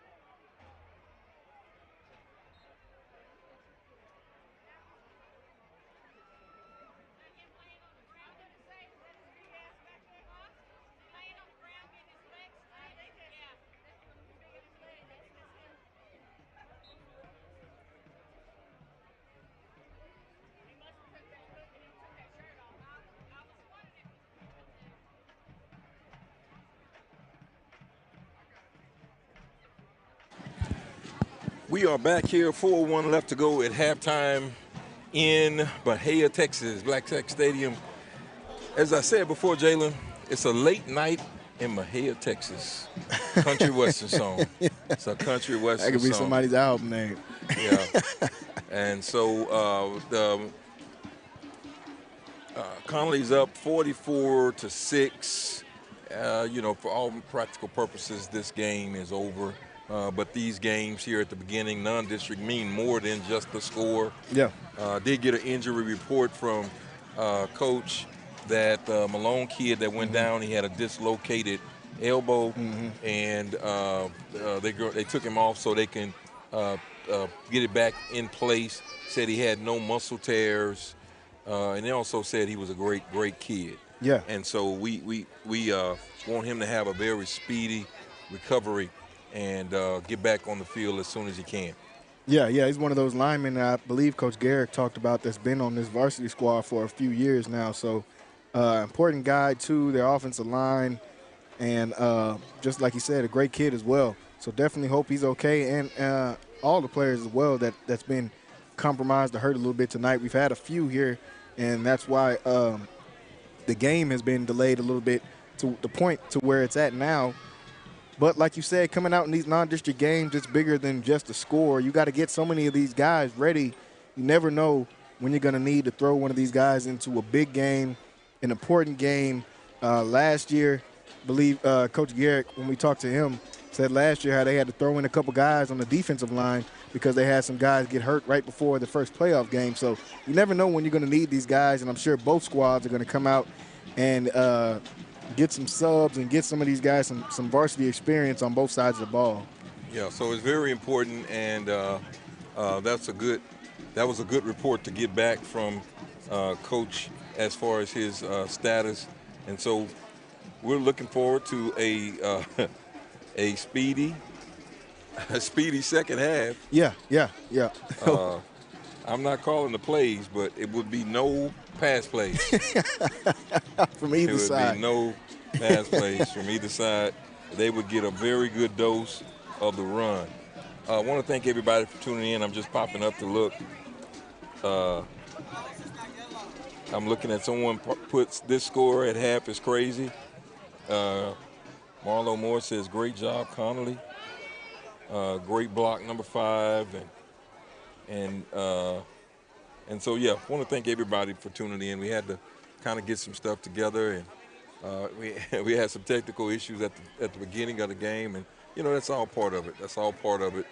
And so some players that we really kind of got a chance to see, Kiefer Sibley is as advertised. Oh, yeah, to say the least. He is as advertised. Yeah. But the Kobe Black is, I mean, he's been showing this for 2 years plus. We're looking for great things for him coming out of this Connally program. And but the Vincent kid, the young kid, showed some good sparks. And while he didn't really get the passing going like he wanted to, he did have a big pass play. Yeah, he had a few of them. He's got a couple passing touchdowns in that first half.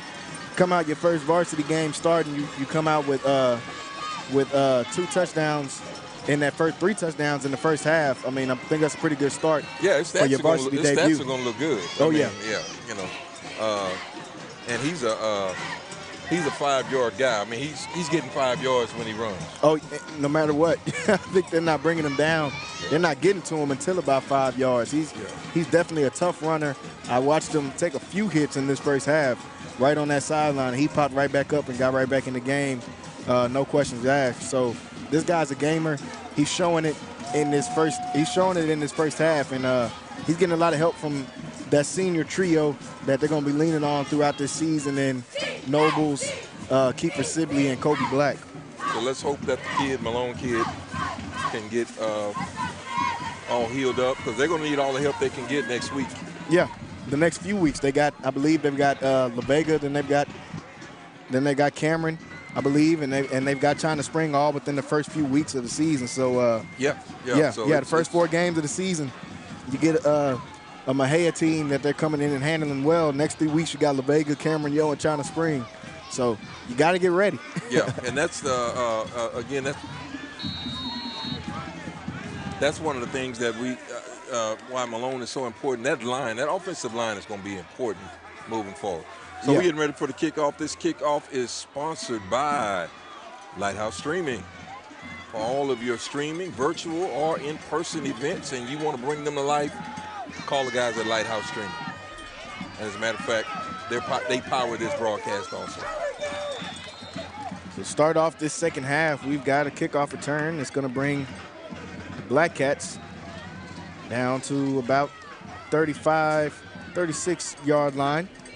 Get a chance for this offense to come back out, see if they can get something going in this second half. They weren't able to get much going in the first. I'm looking at a comment here by Daniel Patrick, said he's impressed with the young buck at QB. Let's go, Connally Cadets. Yeah, he's been impressive. Oh, yeah, and we're impressed as well. We were waiting to see what it's going to look like on these Friday night lights, and we've got a taste early in this game. So they're going to hand this one off. It's going to be an outside run as he tries to break to the outside, and he'll be hit down, pushed out of bounds after a pickup of about 7.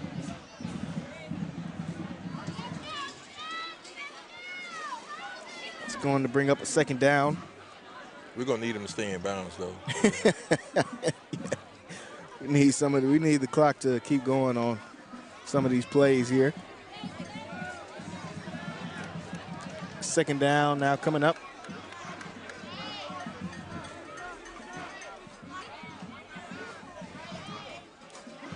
This one is going to be a quick pass to the outside. It's going to be caught and brought down, this time inbounds. It's a good tackle that time on the play from the Cadets, as that was Hervey in the coverage.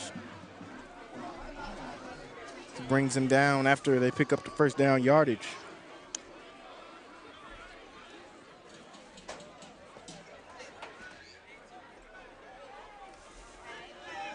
He is going to come out as they've just passed the 50-yard line at about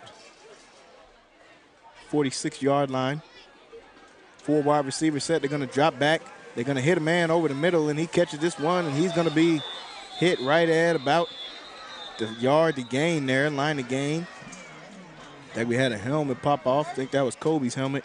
Came off for a second there, so we'll have to go out for just a play. So they pick up a first down on the pass play. Mexia coming out in the second half, moving the ball a little bit better than in the first.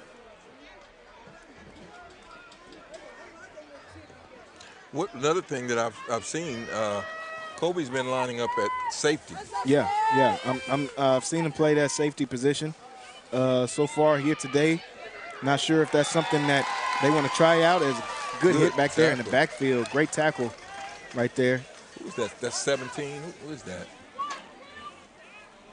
And that's Gage Kaufman? Yeah, that's Kaufman once again. He's been around the ball a few times tonight and makes himself known once again.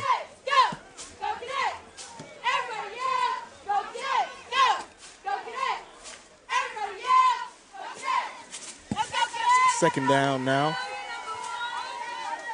They're backed up a few yards behind the yard marker. And looks like a fumble on the ground this time as it's going to be picked up and he'll stay up.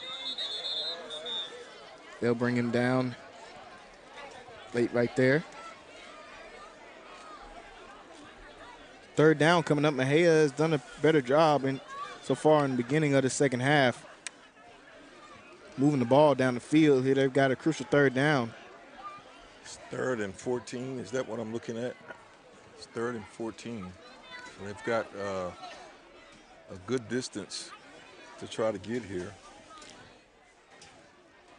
Or am I looking at that wrong? No, it is 3rd down. Yeah, no, you're right. Yeah, You're right. 3rd and 14. It's 3rd and 14. 2 negative plays in a row. Backs him up. 3rd down and 14.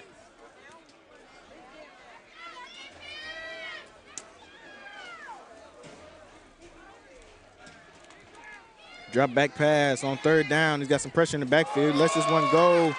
And this one is going to be incomplete that time. And that is going to bring up a 4th down now and long. So that should bring out the punt team unless the coach just wants to try some things, but I'm sure he'll probably bring out the punt team here. He may line up and punt it himself. You know, I don't know if 2 is a punter also. Connally does that sometime with Yeah, Kobe. yeah, we've seen a few teams do that. They come out and line up and still punt the ball off. See if they do that here, and looks like they'll try to pick this one up, and the flag came out before the play started. Not sure what the play was supposed to be. Almost looked like a blown-up play that time.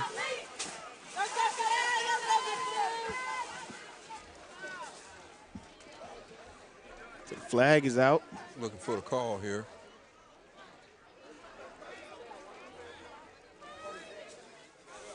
Offsides, Connally. So they'll replay that 4th down, and it'll be 4th and 9. 4th and 9, a little more manageable.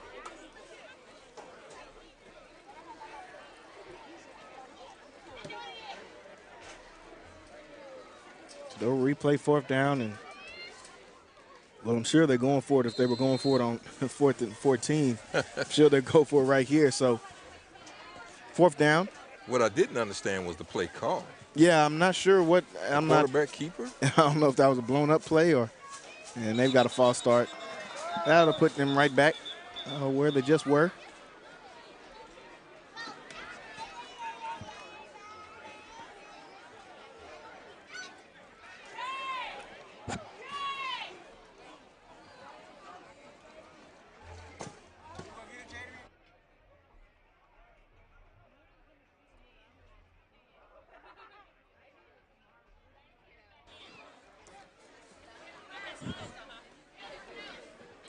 So they'll replay this 4th down after a couple penalties in a row.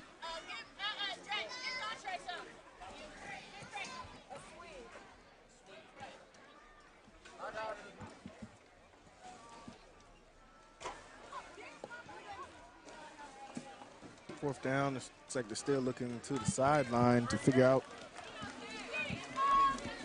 So it was against Connally. I mean, it was against Mexia. False start, yeah. I'm sure, well, I'm actually not sure what they're going to try on this 4th down now.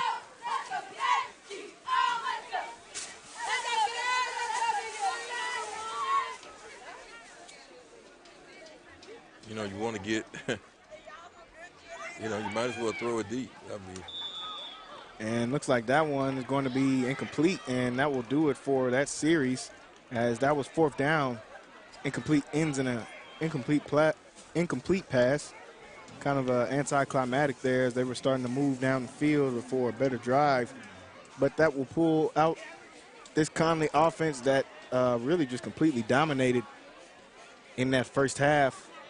I'd be curious to see if they're going to change out players. Of course, you want guys to get all the reps that they can get, but you know, to be honest with you, it's 10 o'clock at night, and they played enough. You know. Yeah. Yeah, I mean, these kids been up since this morning. Honestly, if you think about it, both sides been up since this morning. They did change quarterbacks. Looks like we got a different quarterback. Kiefer is in the game. Yeah, they put Shepard in, a quarterback, another guy that they know can take over at quarterback. Played big for them in certain games last year when McDonald went down. This one's going to be the handoff, patient run this time as he stays up on his feet. And that is Nobles with the strong run. Able to stay up on his feet that time, goes out of bounds. Nobles, another one of these guys that we've seen get in the backfield. Last year, I believe he had, I think that was in this game against Mexia, he had 100 yards rushing against them. So we know he can come in the backfield as well. He's primarily a receiver, but he's had some big games in a running back.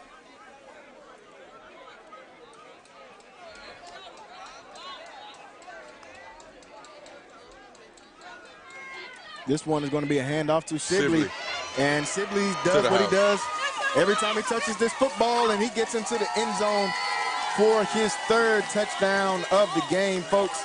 Another touchdown once again from Kiefer Sibley.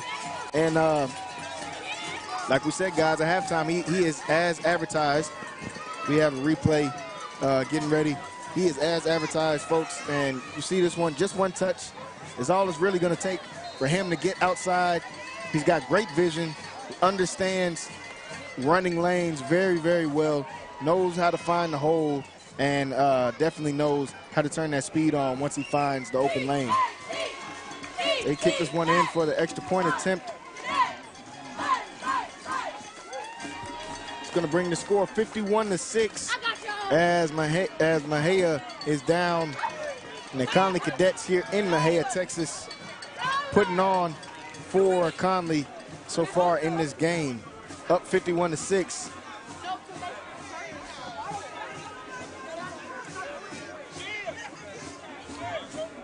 Got about 6.5 left to go here in this third quarter.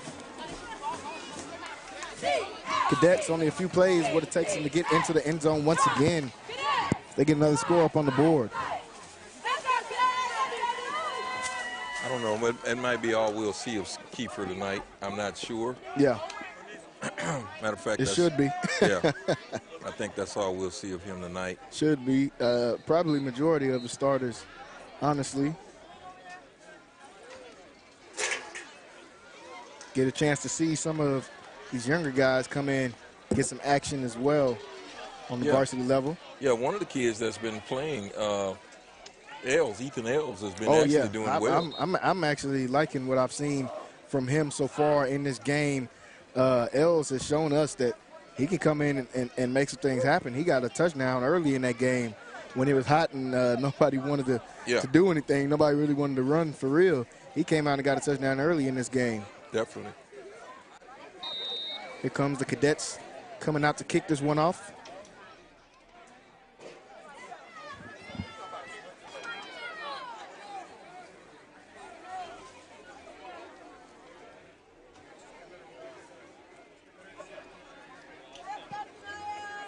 Kick is off, and this one is going to get a bounce up in the air, fielded at about the 20-yard line. And he's making people miss, and he actually had some momentum going that time as he gets close to the 50-yard line. And a decent return that time from Mexia.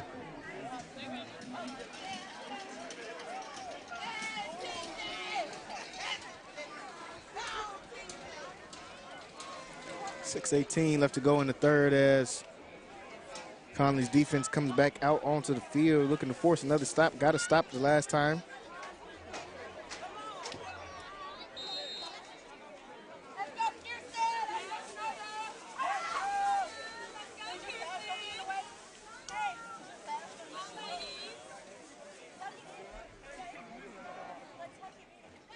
Going to get the ball around midfield, about the 40-yard line.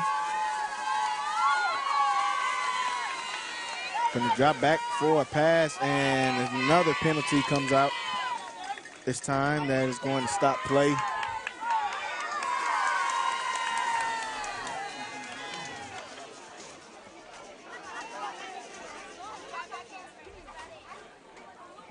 think this penalty will go against Mexia.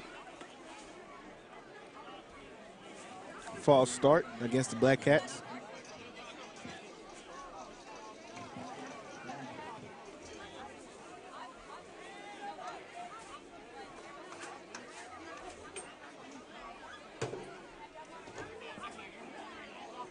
Looking at some of these scores, look like with 10:31 left to go, Midway is down to Mansfield, 31-35.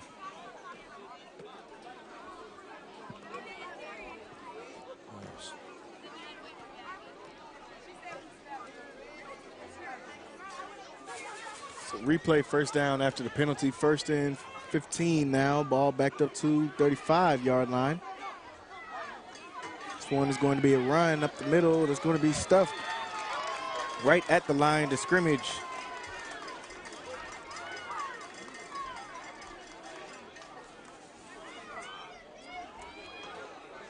China Springs over Lorena, 35-13. La Vega, with 7 minutes left to go, is up by 6 over Kennedale.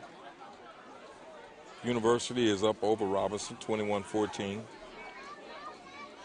What a turnaround University's had. Oh, yeah. This University program is another team I'm very excited to watch this year. They've got some stud guys, too, over there. Think about guys like Smith, London Smith, and Martinez, I believe, as well. One of their linebackers got an offer from Michigan. So they air this one out, throw the ball deep, and that one is going to be incomplete that time.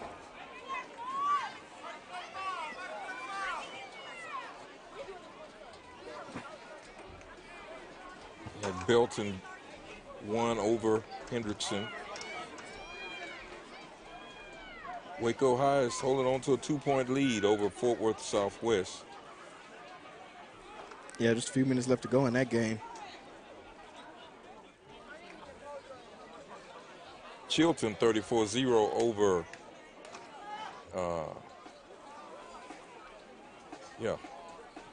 34-0 over Bosqueville. Yeah. Chilton, another really good team, another one of these ranked Central Texas teams. Got a few of them. As he lets this pass go towards the sideline, is going to be incomplete once again. This is one I was looking for in the 4th quarter. Mart is over 37-19 over Crockett there in the 4th quarter. Mart looking to come back, make another title run once again.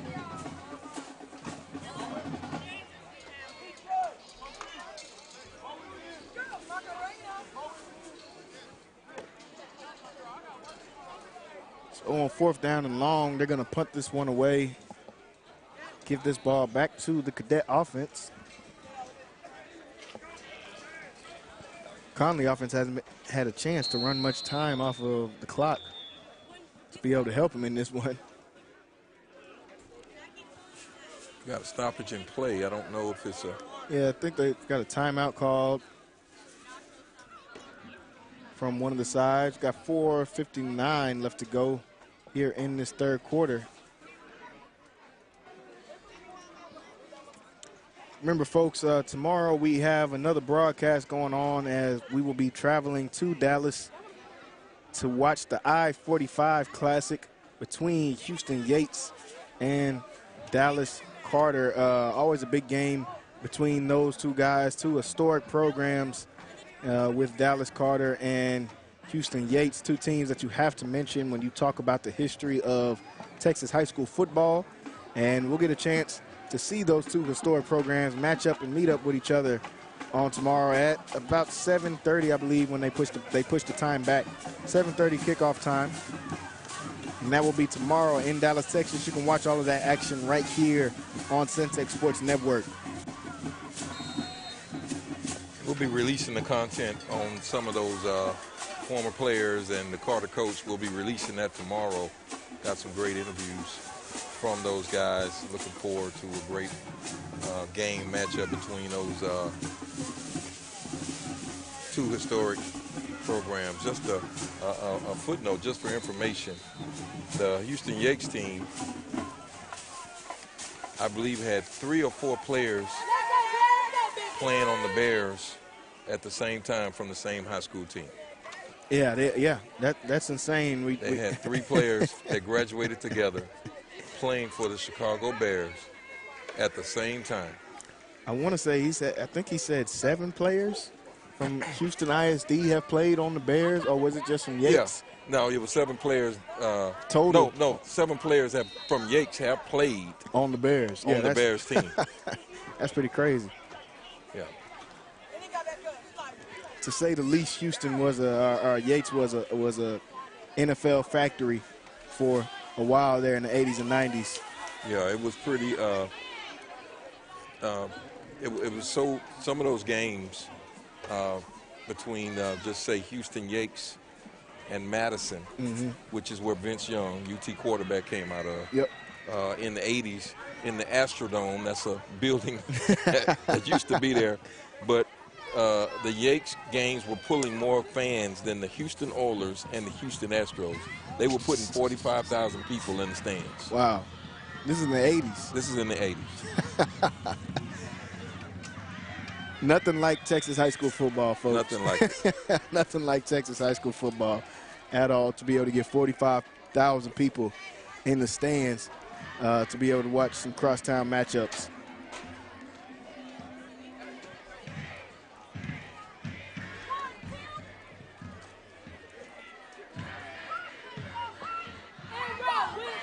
Connally offense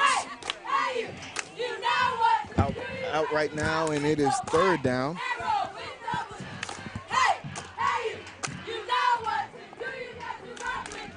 This one is going to be a rollout for the quarterback, Shepard. Shepard still looking, and he'll throw this one. Looks like it's going to go out of bounds. Smart play. Throws that one out of bounds. Didn't see the read he wanted. Smart play. Get rid of it. Of course, I want him to slide and keep the clock moving, but that's what you want to do. No need in throwing an interception. Yeah. Or putting someone in a bad position. Players busted. Throw it out of bounds. Line up, play the next play. A mature play there from QB, vet QB Shepard.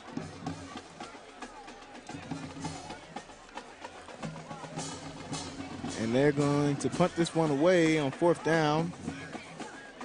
And let this one bounce back. And a pretty good bounce that time as it goes all the way out around the 40-yard line.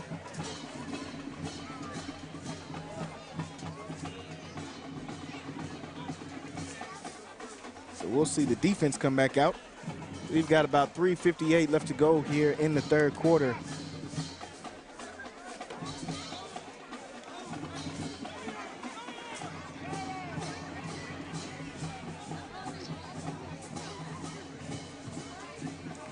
Mexia offense will head back out. Had a decent drive going on their first drive out of the locker room. Wasn't able to put it all the way together.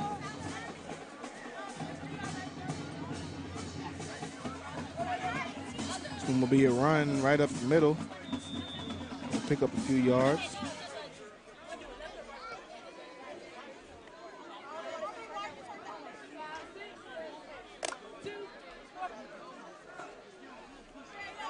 Second down and about 5 coming up after the 5-yard run.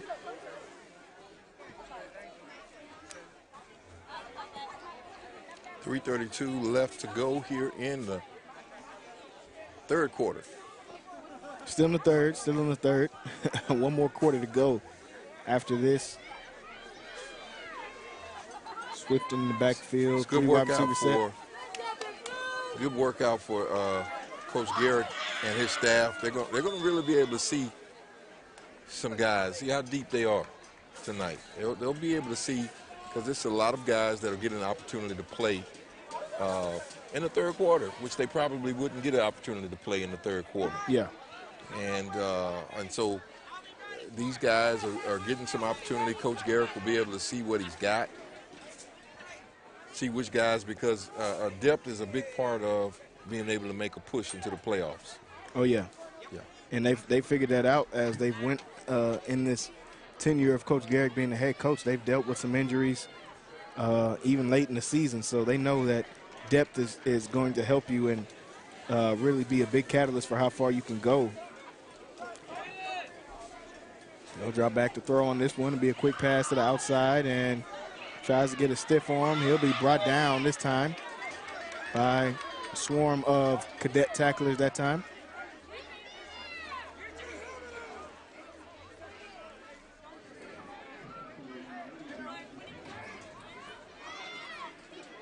It's going to move them closer to the first down marker, bring up second down.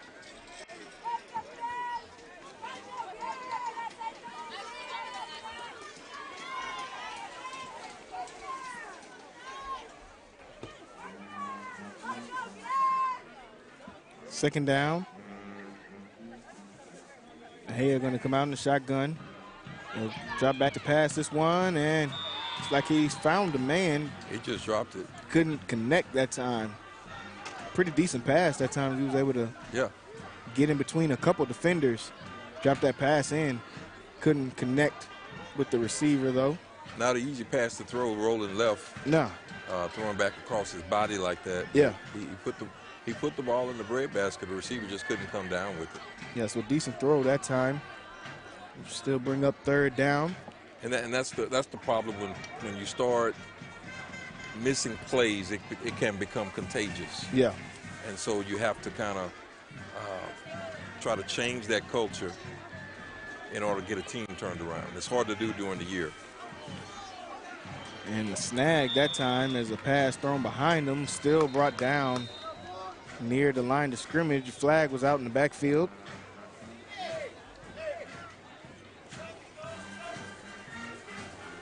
It's like a hold.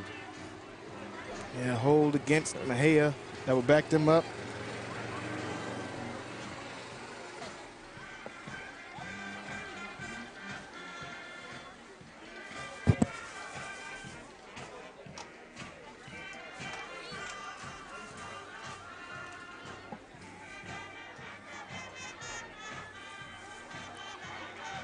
So they'll back it up and replay third down.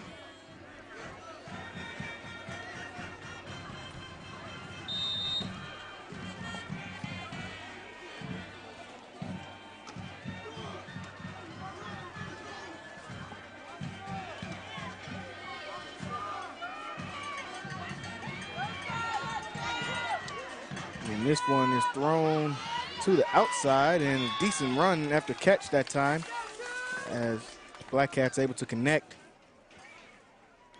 They're able to get that kid out of bounds before did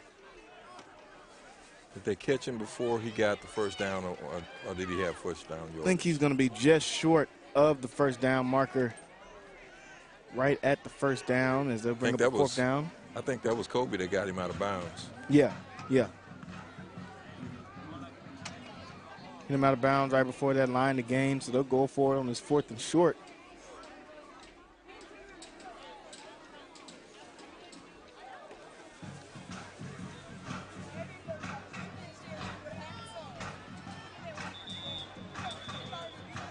Fourth down and short, and we're going to get a timeout called by Mexia as they want to talk this over, see if they can execute on this fourth down play. 1:46 left to go here in the third quarter. Connally still up big, and we'll take a quick short break and be right back.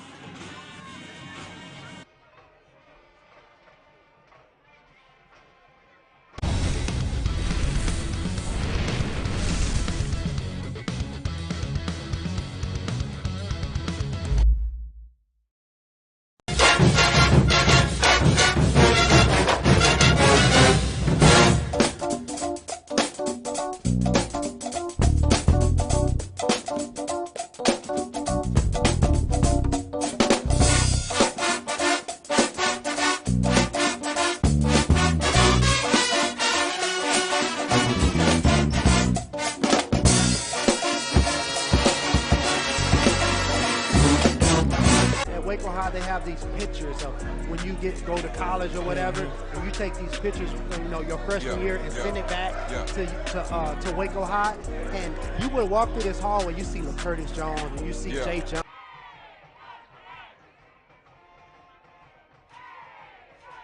So back to the action here on this fourth down and short as Mexia is going to try to go for this one. And we're going to see a QB rollout. He's going to try to pick this one up, and looks like he will pick up enough yardage for the first down.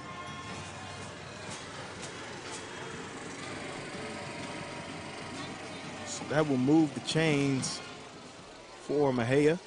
Able to pick that first down up.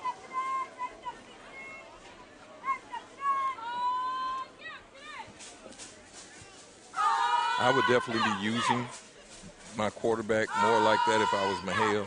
I mean, he's a pretty big kid. I think he can lean for 2 yards. Yeah. He's got a pretty decent arm as well, too, as we see him make some throws out here. First down to 10. One's going to be another handoff. Tries to get to the outside, and he'll be brought down after 4 or 5 yard pickup.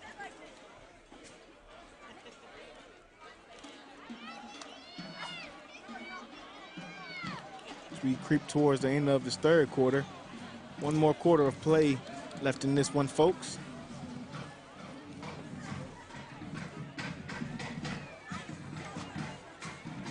And pretty sure we've got the nighttime show tonight for all of y'all that'll be joining in with us that's coming home from some of these other games.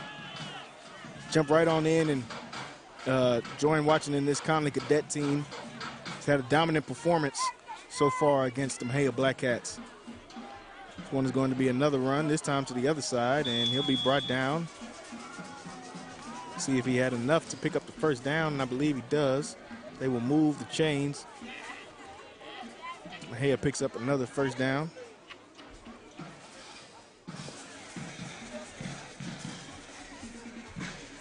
Got time to try to get one more play off, maybe.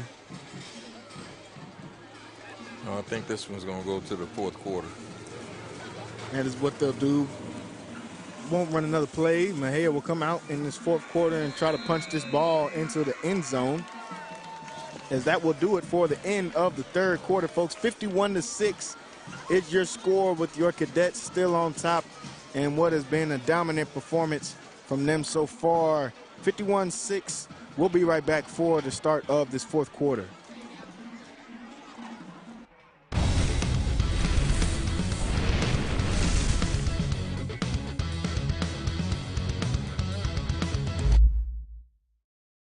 Waco High, they have these pictures of when you go to college or whatever, and you take these pictures, your freshman year and send it back to Waco High, and you would walk through this hallway, you see Curtis Jones, and you see Jay Johnson, you see how DeGrade and all these guys walking back down. I mean, everybody, you walking through, you like, man, I'm gonna be up there one day.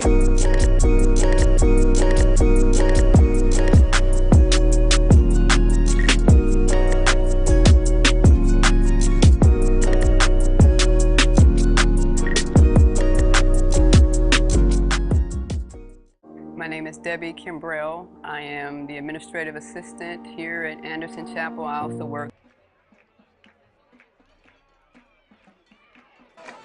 And back to the action here as we start off this fourth quarter. Mexia with the ball, looking to try to punch this one into the end zones. We're in the final quarter of play here in Mexia, Texas.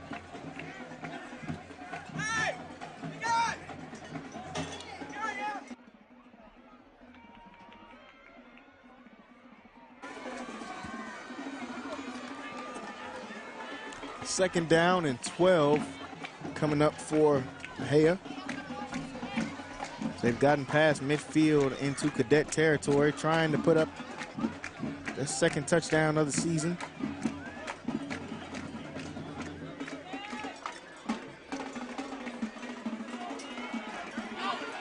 And this one is going to be stuffed in the backfield that time as they try to get around the edge, and these Connally DBs have not been scared at all of coming up and making some tackles and making some hits. That time, another good tackle, another big hit in the backfield, that time from Jamoris Sales, another one of these seniors in this very deep senior class of the Connally Cadets.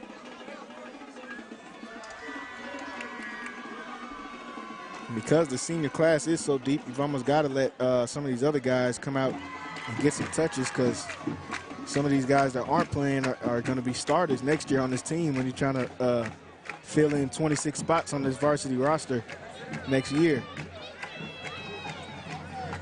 Roll out pass.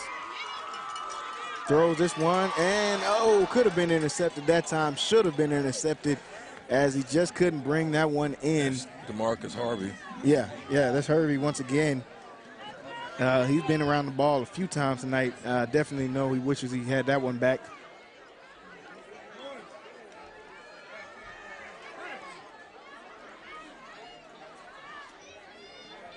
See the pass thrown out near the sideline. Looks like he had that one in his hands, just took his eyes off the ball for a second.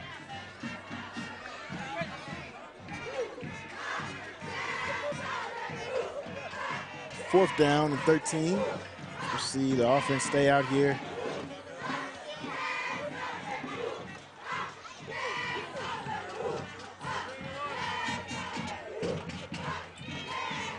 Got back for a pass, gonna roll out to his right once again, finds a man in the zone, that time open, and he'll be brought down near the sidelines. He goes out of bounds, the sideline now.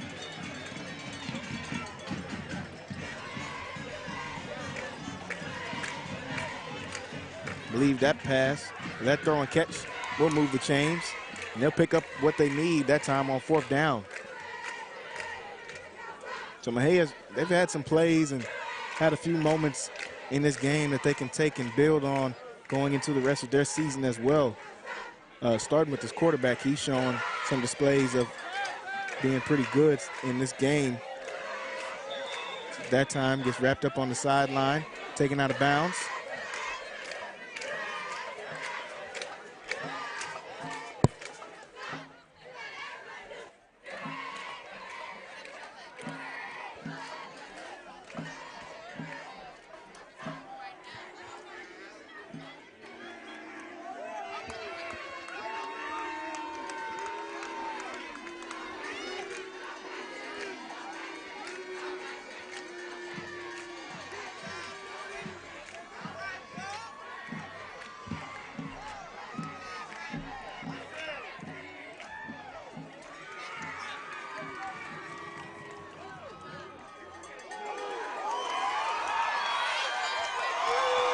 And that's going to be another big play that time on the sideline. And it looks like that was Sales in on the action once again. Looks like we'll get a replay there to show. And on the play action rollout, see the quarterback try to go back to him, and that time the pass break up on the sideline. Good play that time by Sales.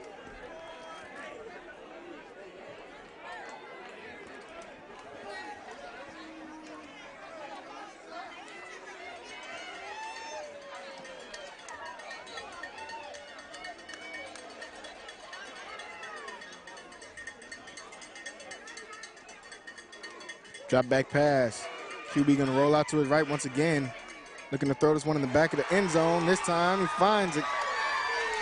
It's like he finds a guy. I'm not sure if he was in or out of bounds.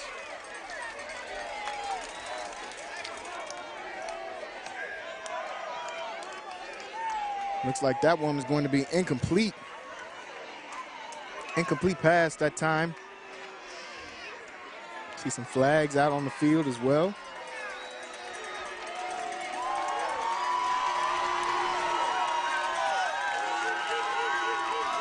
He rolled out into the back of the end zone.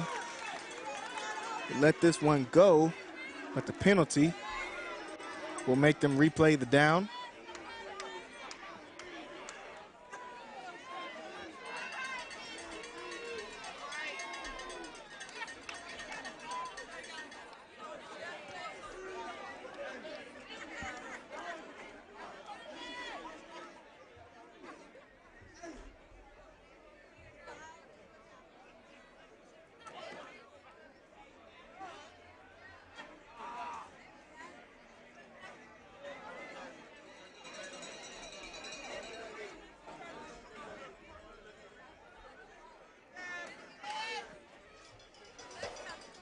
First down and 10 after the penalty. Looks like they had a penalty on Connally as well. Give them the first down and 8.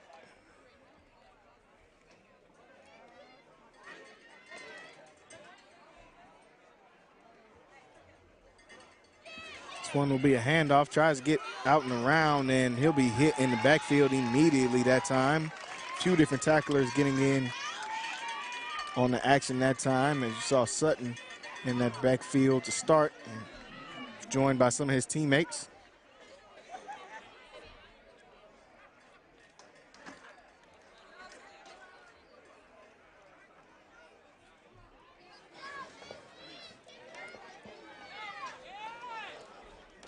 So they'll come back out on second down.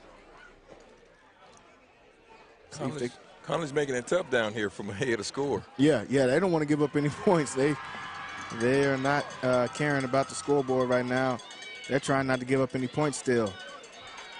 Time in the pocket, he lets this one go. A jump ball in the air, and this one is going to be snagged out of the air and brought down, that time on a very impressive catch. That time, Ms. Mexia is able to get on the scoreboard once again and able to get their second touchdown of the year as they bring in that touchdown. Great catch that time by Kyron Bedford. He makes a strong catch, goes up and high points that ball, brings it down. See here on the replay, definitely big time catch right there from Bedford. He's able to get his team the second touchdown of the game. Yep, you can't teach height. Yeah, can't teach that. He was just taller than the Connally player, and he got elevated, got in the air.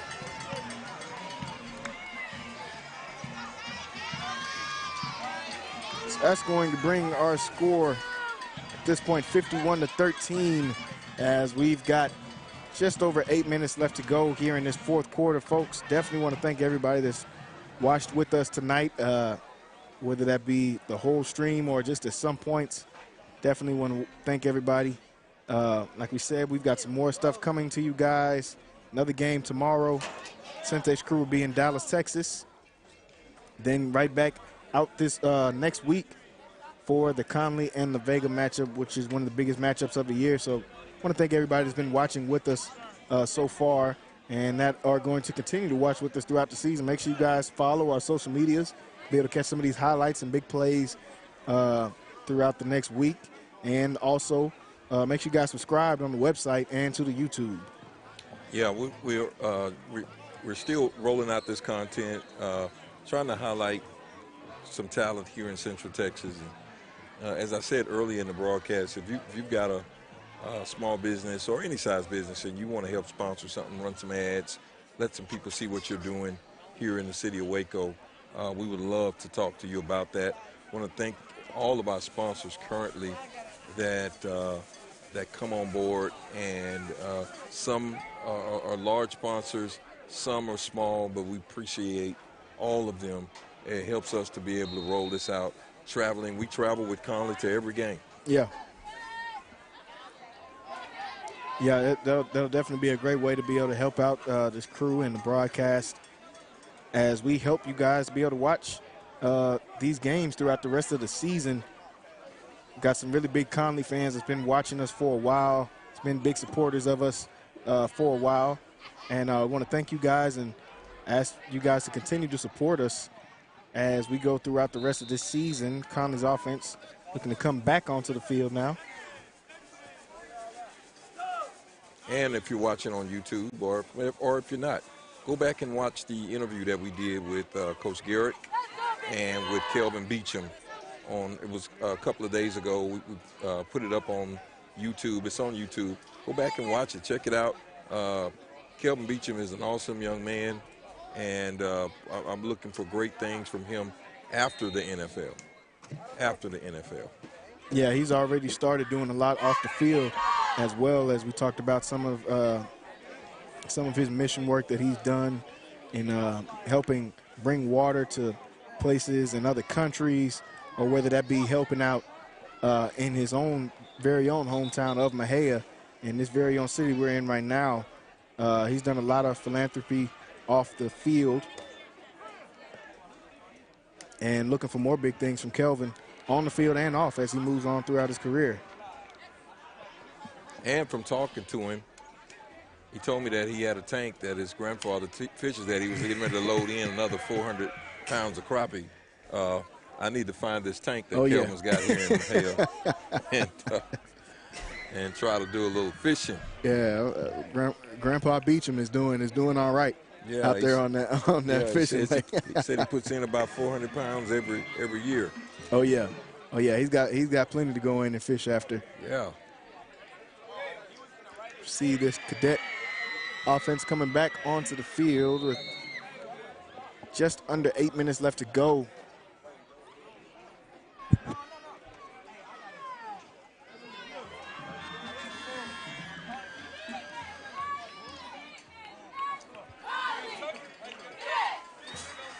Connie's going to come out 1st and 10, ball on the 12-yard line as they kind of backed up this time against their own end zone. This is going to be a handoff and some strong running this time on the run as he tries to finish that run and keeps turning all the way through, and I believe that is what running back coaches like to see.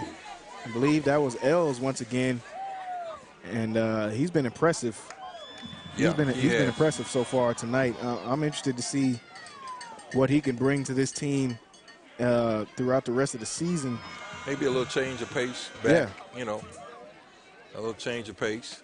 Yeah, they've got a few different. We know they're going to run guys like Black and Sibley and even Nobles, but if you got another guy that you say could come in, change the pace up a little bit. Strong runner, as you see, he runs through, finishes that run and runs all the way through the whistle.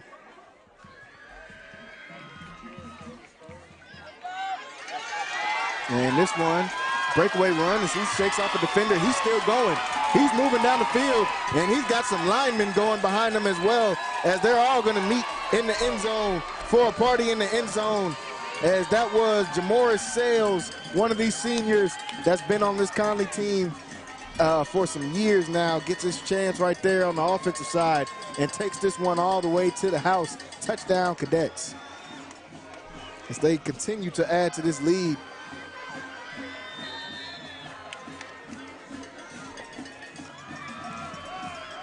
See the replay here.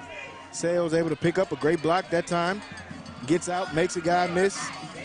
Shows the speed. Comes out of a good angle. Great run that time from the senior. Sales, as he shows off some talent right there, gets into the end zone and helps extend this lead for the Connally Cadets. Now, someone might say, okay, you don't want to run up the score. However, they're calling run plays to the 3rd string running back. So more than that, maybe the fourth or fifth string running back. You know, so he starts on defense. It's still blocking and tackling. Yeah, still those same things. So if you don't block and tackle, they're gonna keep scoring. Yeah, they'll keep scoring. You got but all the starters are down, and probably the 2nd string are down. You know, at least 4A Division II, they don't have 70 guys here on the sideline like a big 6A school. No. So, I think they only brought about 40 guys out here. So, they're just running plays. Still got to block and tackle. Guys keep making plays. They can't fault them for that. Guys are going to keep making plays. They'll keep running up the score. We 57-13.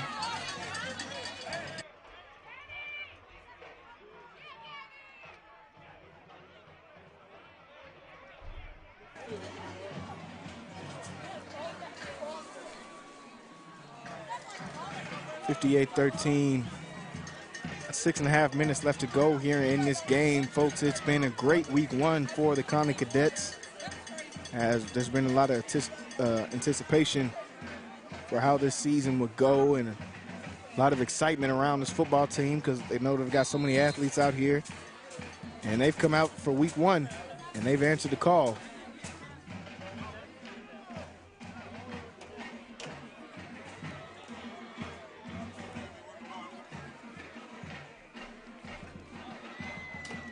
One is going to be kicked off deep as we see another flag come out. And this one will be brought down at about 35.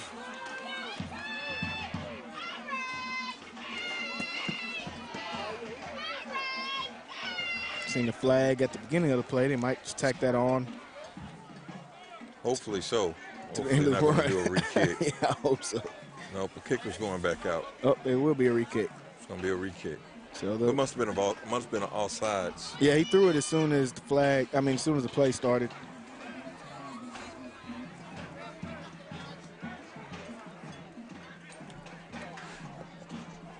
they don't do necessarily a live preseason game in high school, and some of these early non-district games are, you're trying to work out timing, you're trying to work out discipline, you're trying to work out getting mistakes out of the way so that they don't come up to bite you in the playoffs and during district. And so, you say, well, the refs are calling a lot of calls. Well, they're calling them because they're doing stuff. Yeah. So you got to stop doing the stuff, and they won't call the stuff. Yeah, I think it's that simple. I'm sure that's how Coach Garrick and Mexia coach will explain it to their teams as well. As we got about 6.5 left to go. They're going to come out and try to re-kick this one. Backed up a little bit further.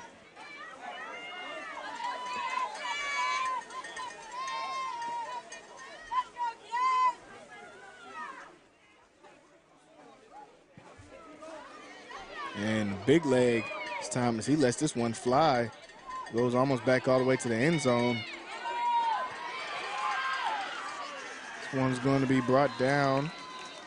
After a pretty good kick. I think I'm kind of liking this kicker, Junior, that's come up and showing that he's kind of got a leg.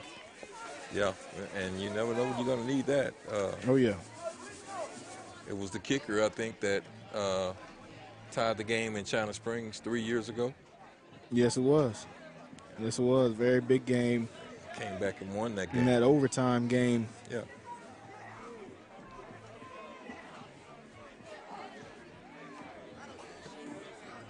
(58-13) is the score.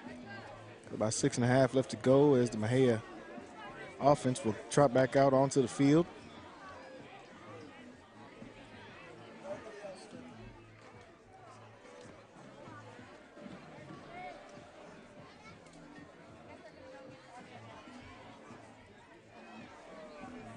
And this one's going to be a handoff, and he's going to be brought down pretty immediately there in the backfield.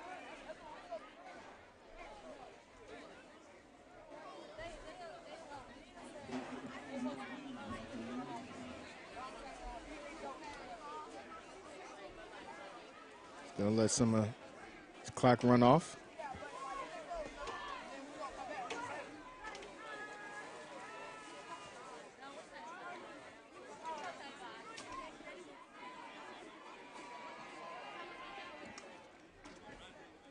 Come back out, second down. They're going to come out in a 3-wide receiver set.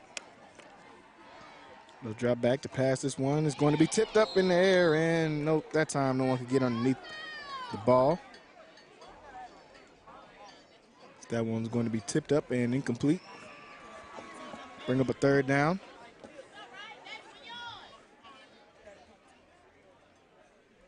Well, this crowd is cleared out. On both sides. Both sides, yeah, both sides. Not the same as it was at the start of this game. Yeah, these are parents. Yeah. Yeah, everyone out here on both sides, I believe. Parents, we can do a PTA meeting right now. This one outside run, tries to get to the outside, and he'll be brought down inbounds near the sideline. That will bring up fourth down, I believe. It does bring up fourth down as I think the punt team will come out.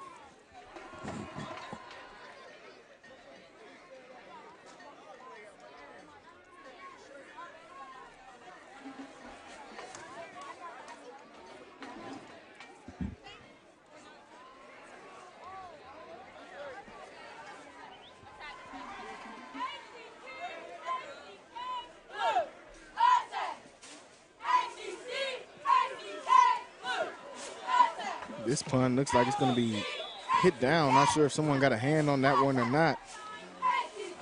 Punt doesn't go very far.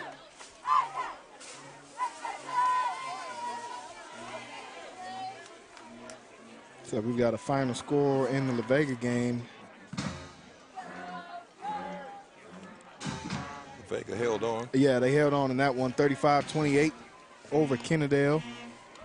Was able to come out with the victory in that game. We've got 4:35 left to go. And in this game in Mexia, Texas.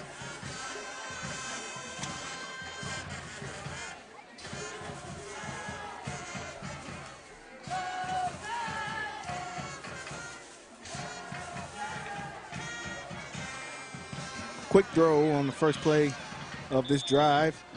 Goes out and will be hit immediately that time.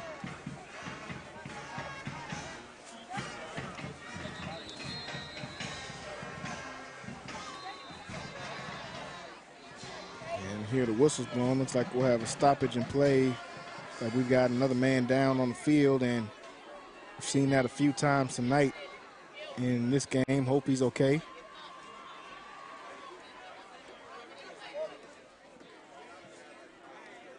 They'll take a knee on both sides for the injured man down.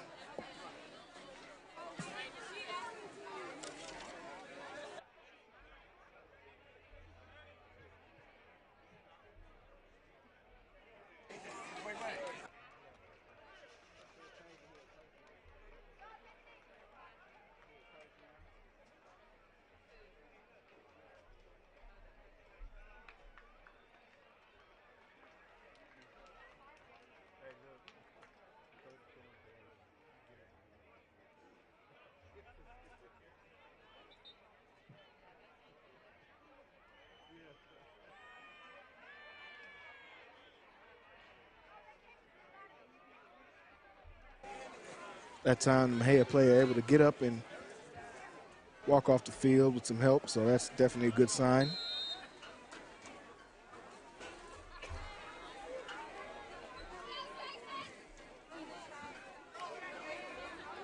They'll come out and drop back to pass. This time, the Shepherd will let this one go deep that time and tried to connect with his man. Couldn't get Riley that time on the go ball.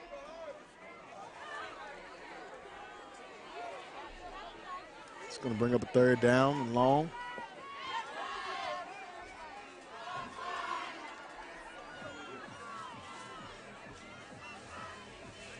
Third down and long. Shepherd still in at QB.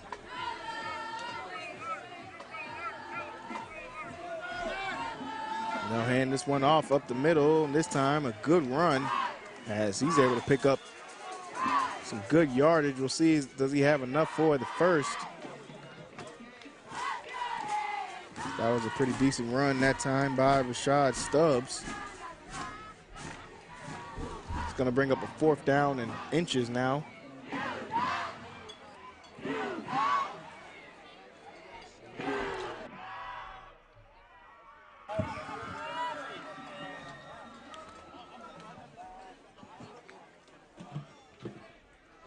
And on fourth down, they're going to hand this one right back off, and believe he will have enough for the first down this time.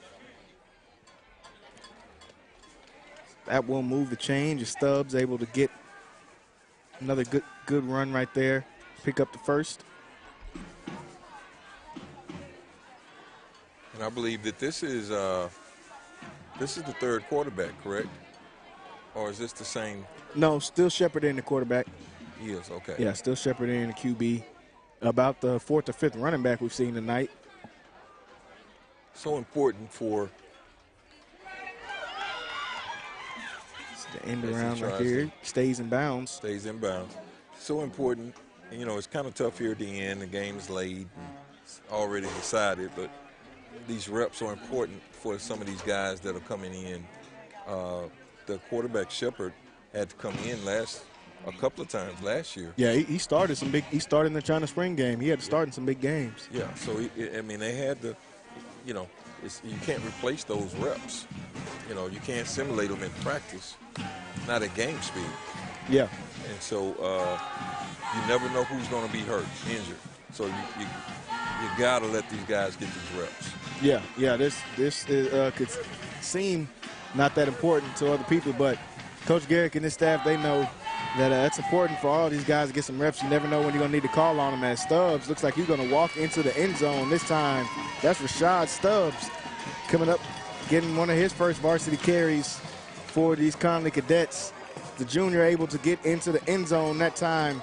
Punch it in once again for another Cadet score as Connally still running up the scoreboard here with just over a minute and a half left to go in the game.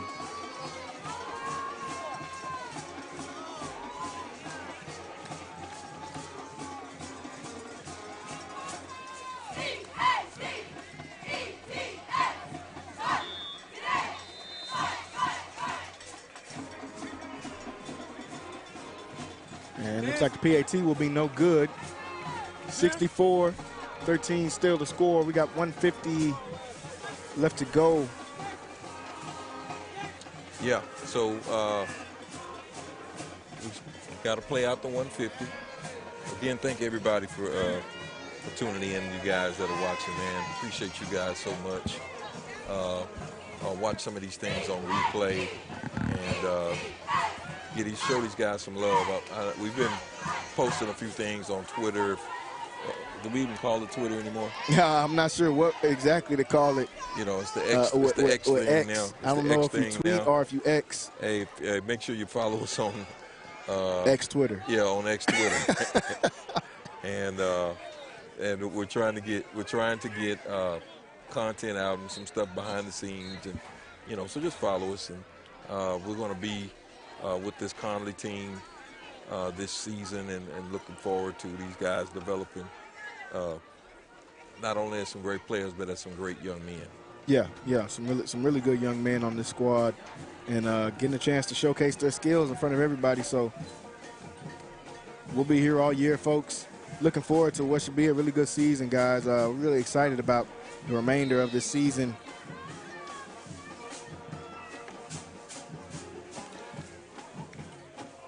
Someone said, I feel like the players should be mic'd up. I was like, I wish I could mic up some players in high school. UIL's not going to let us do that. No, they're not going to. There could be some potential issues there. They're not going to let us do that. Be cool, though. Yeah, it would be very cool to get a chance to give them that that behind-the-scenes NFL experience like they do with some of those guys and mic them up.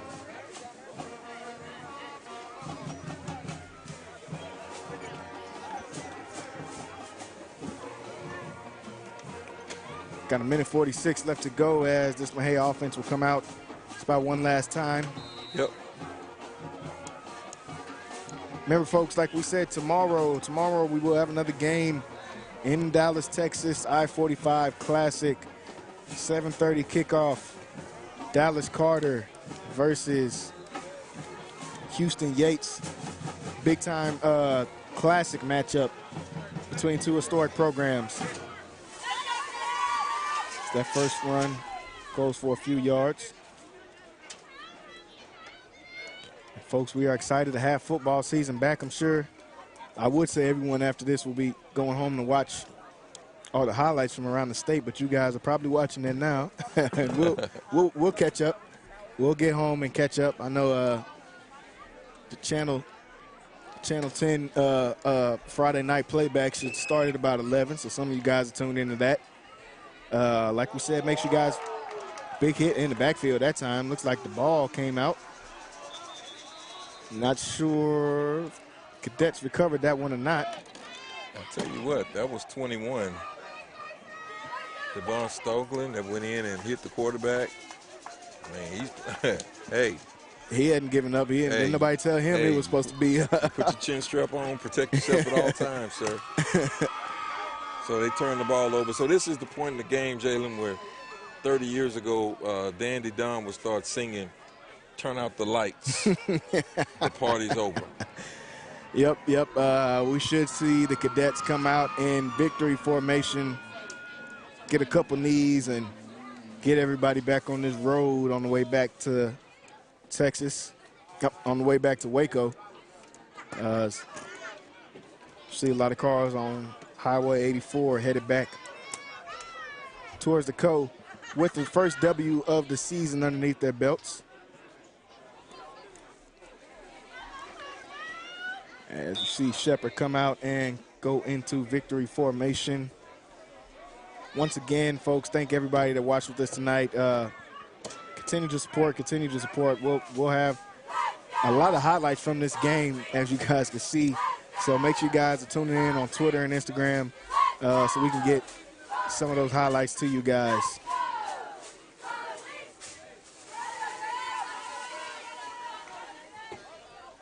looking to come out, take another knee. Looks like they're going to build up the lines here to get in the handshake line. And what will be the first victory for the Connally Cadets on the season as they come out and make a statement with the big-time win to start off the season, folks. 64-13 is the score. And once again, a late night in Mexia, Texas will be the caption for this game. 64-13 win for the Connally Cadets to start off their season. 1-0 on the season. First pre-district win and the first win on the road to many more this season for Coach Garrick and his squad. Yeah, so this is the first live fire game, and Connally didn't fold, and Mexia, although the score is, you know, what it is, Mexia didn't come out here to lay down. No. And so Connally just basically took the game, took control, and did what they had to do. Yep, folks. So we're going to wrap it up here tonight. Final score from Mexia, Texas, 64-13 as Connally moves on with a victory in the column. They will go next week. Make sure you guys are getting ready for us next week. This Connally Cadet team will be taking on the La Vega Pirates big-time matchup. So get ready for that one, folks. Stay tuned, and we will be ready for you guys. Getting ready to sign off here tonight is Jalen Gillis here with Roy Gillis. We will see you guys next time on Centex Sports Network. Good night.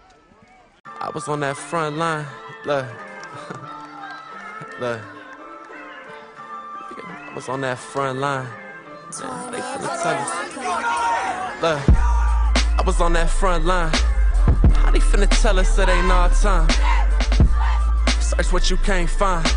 I do it for them days that we couldn't shine. I was on that front line. How they finna tell us it ain't our time? I was on that front line. Look. Look. I was on that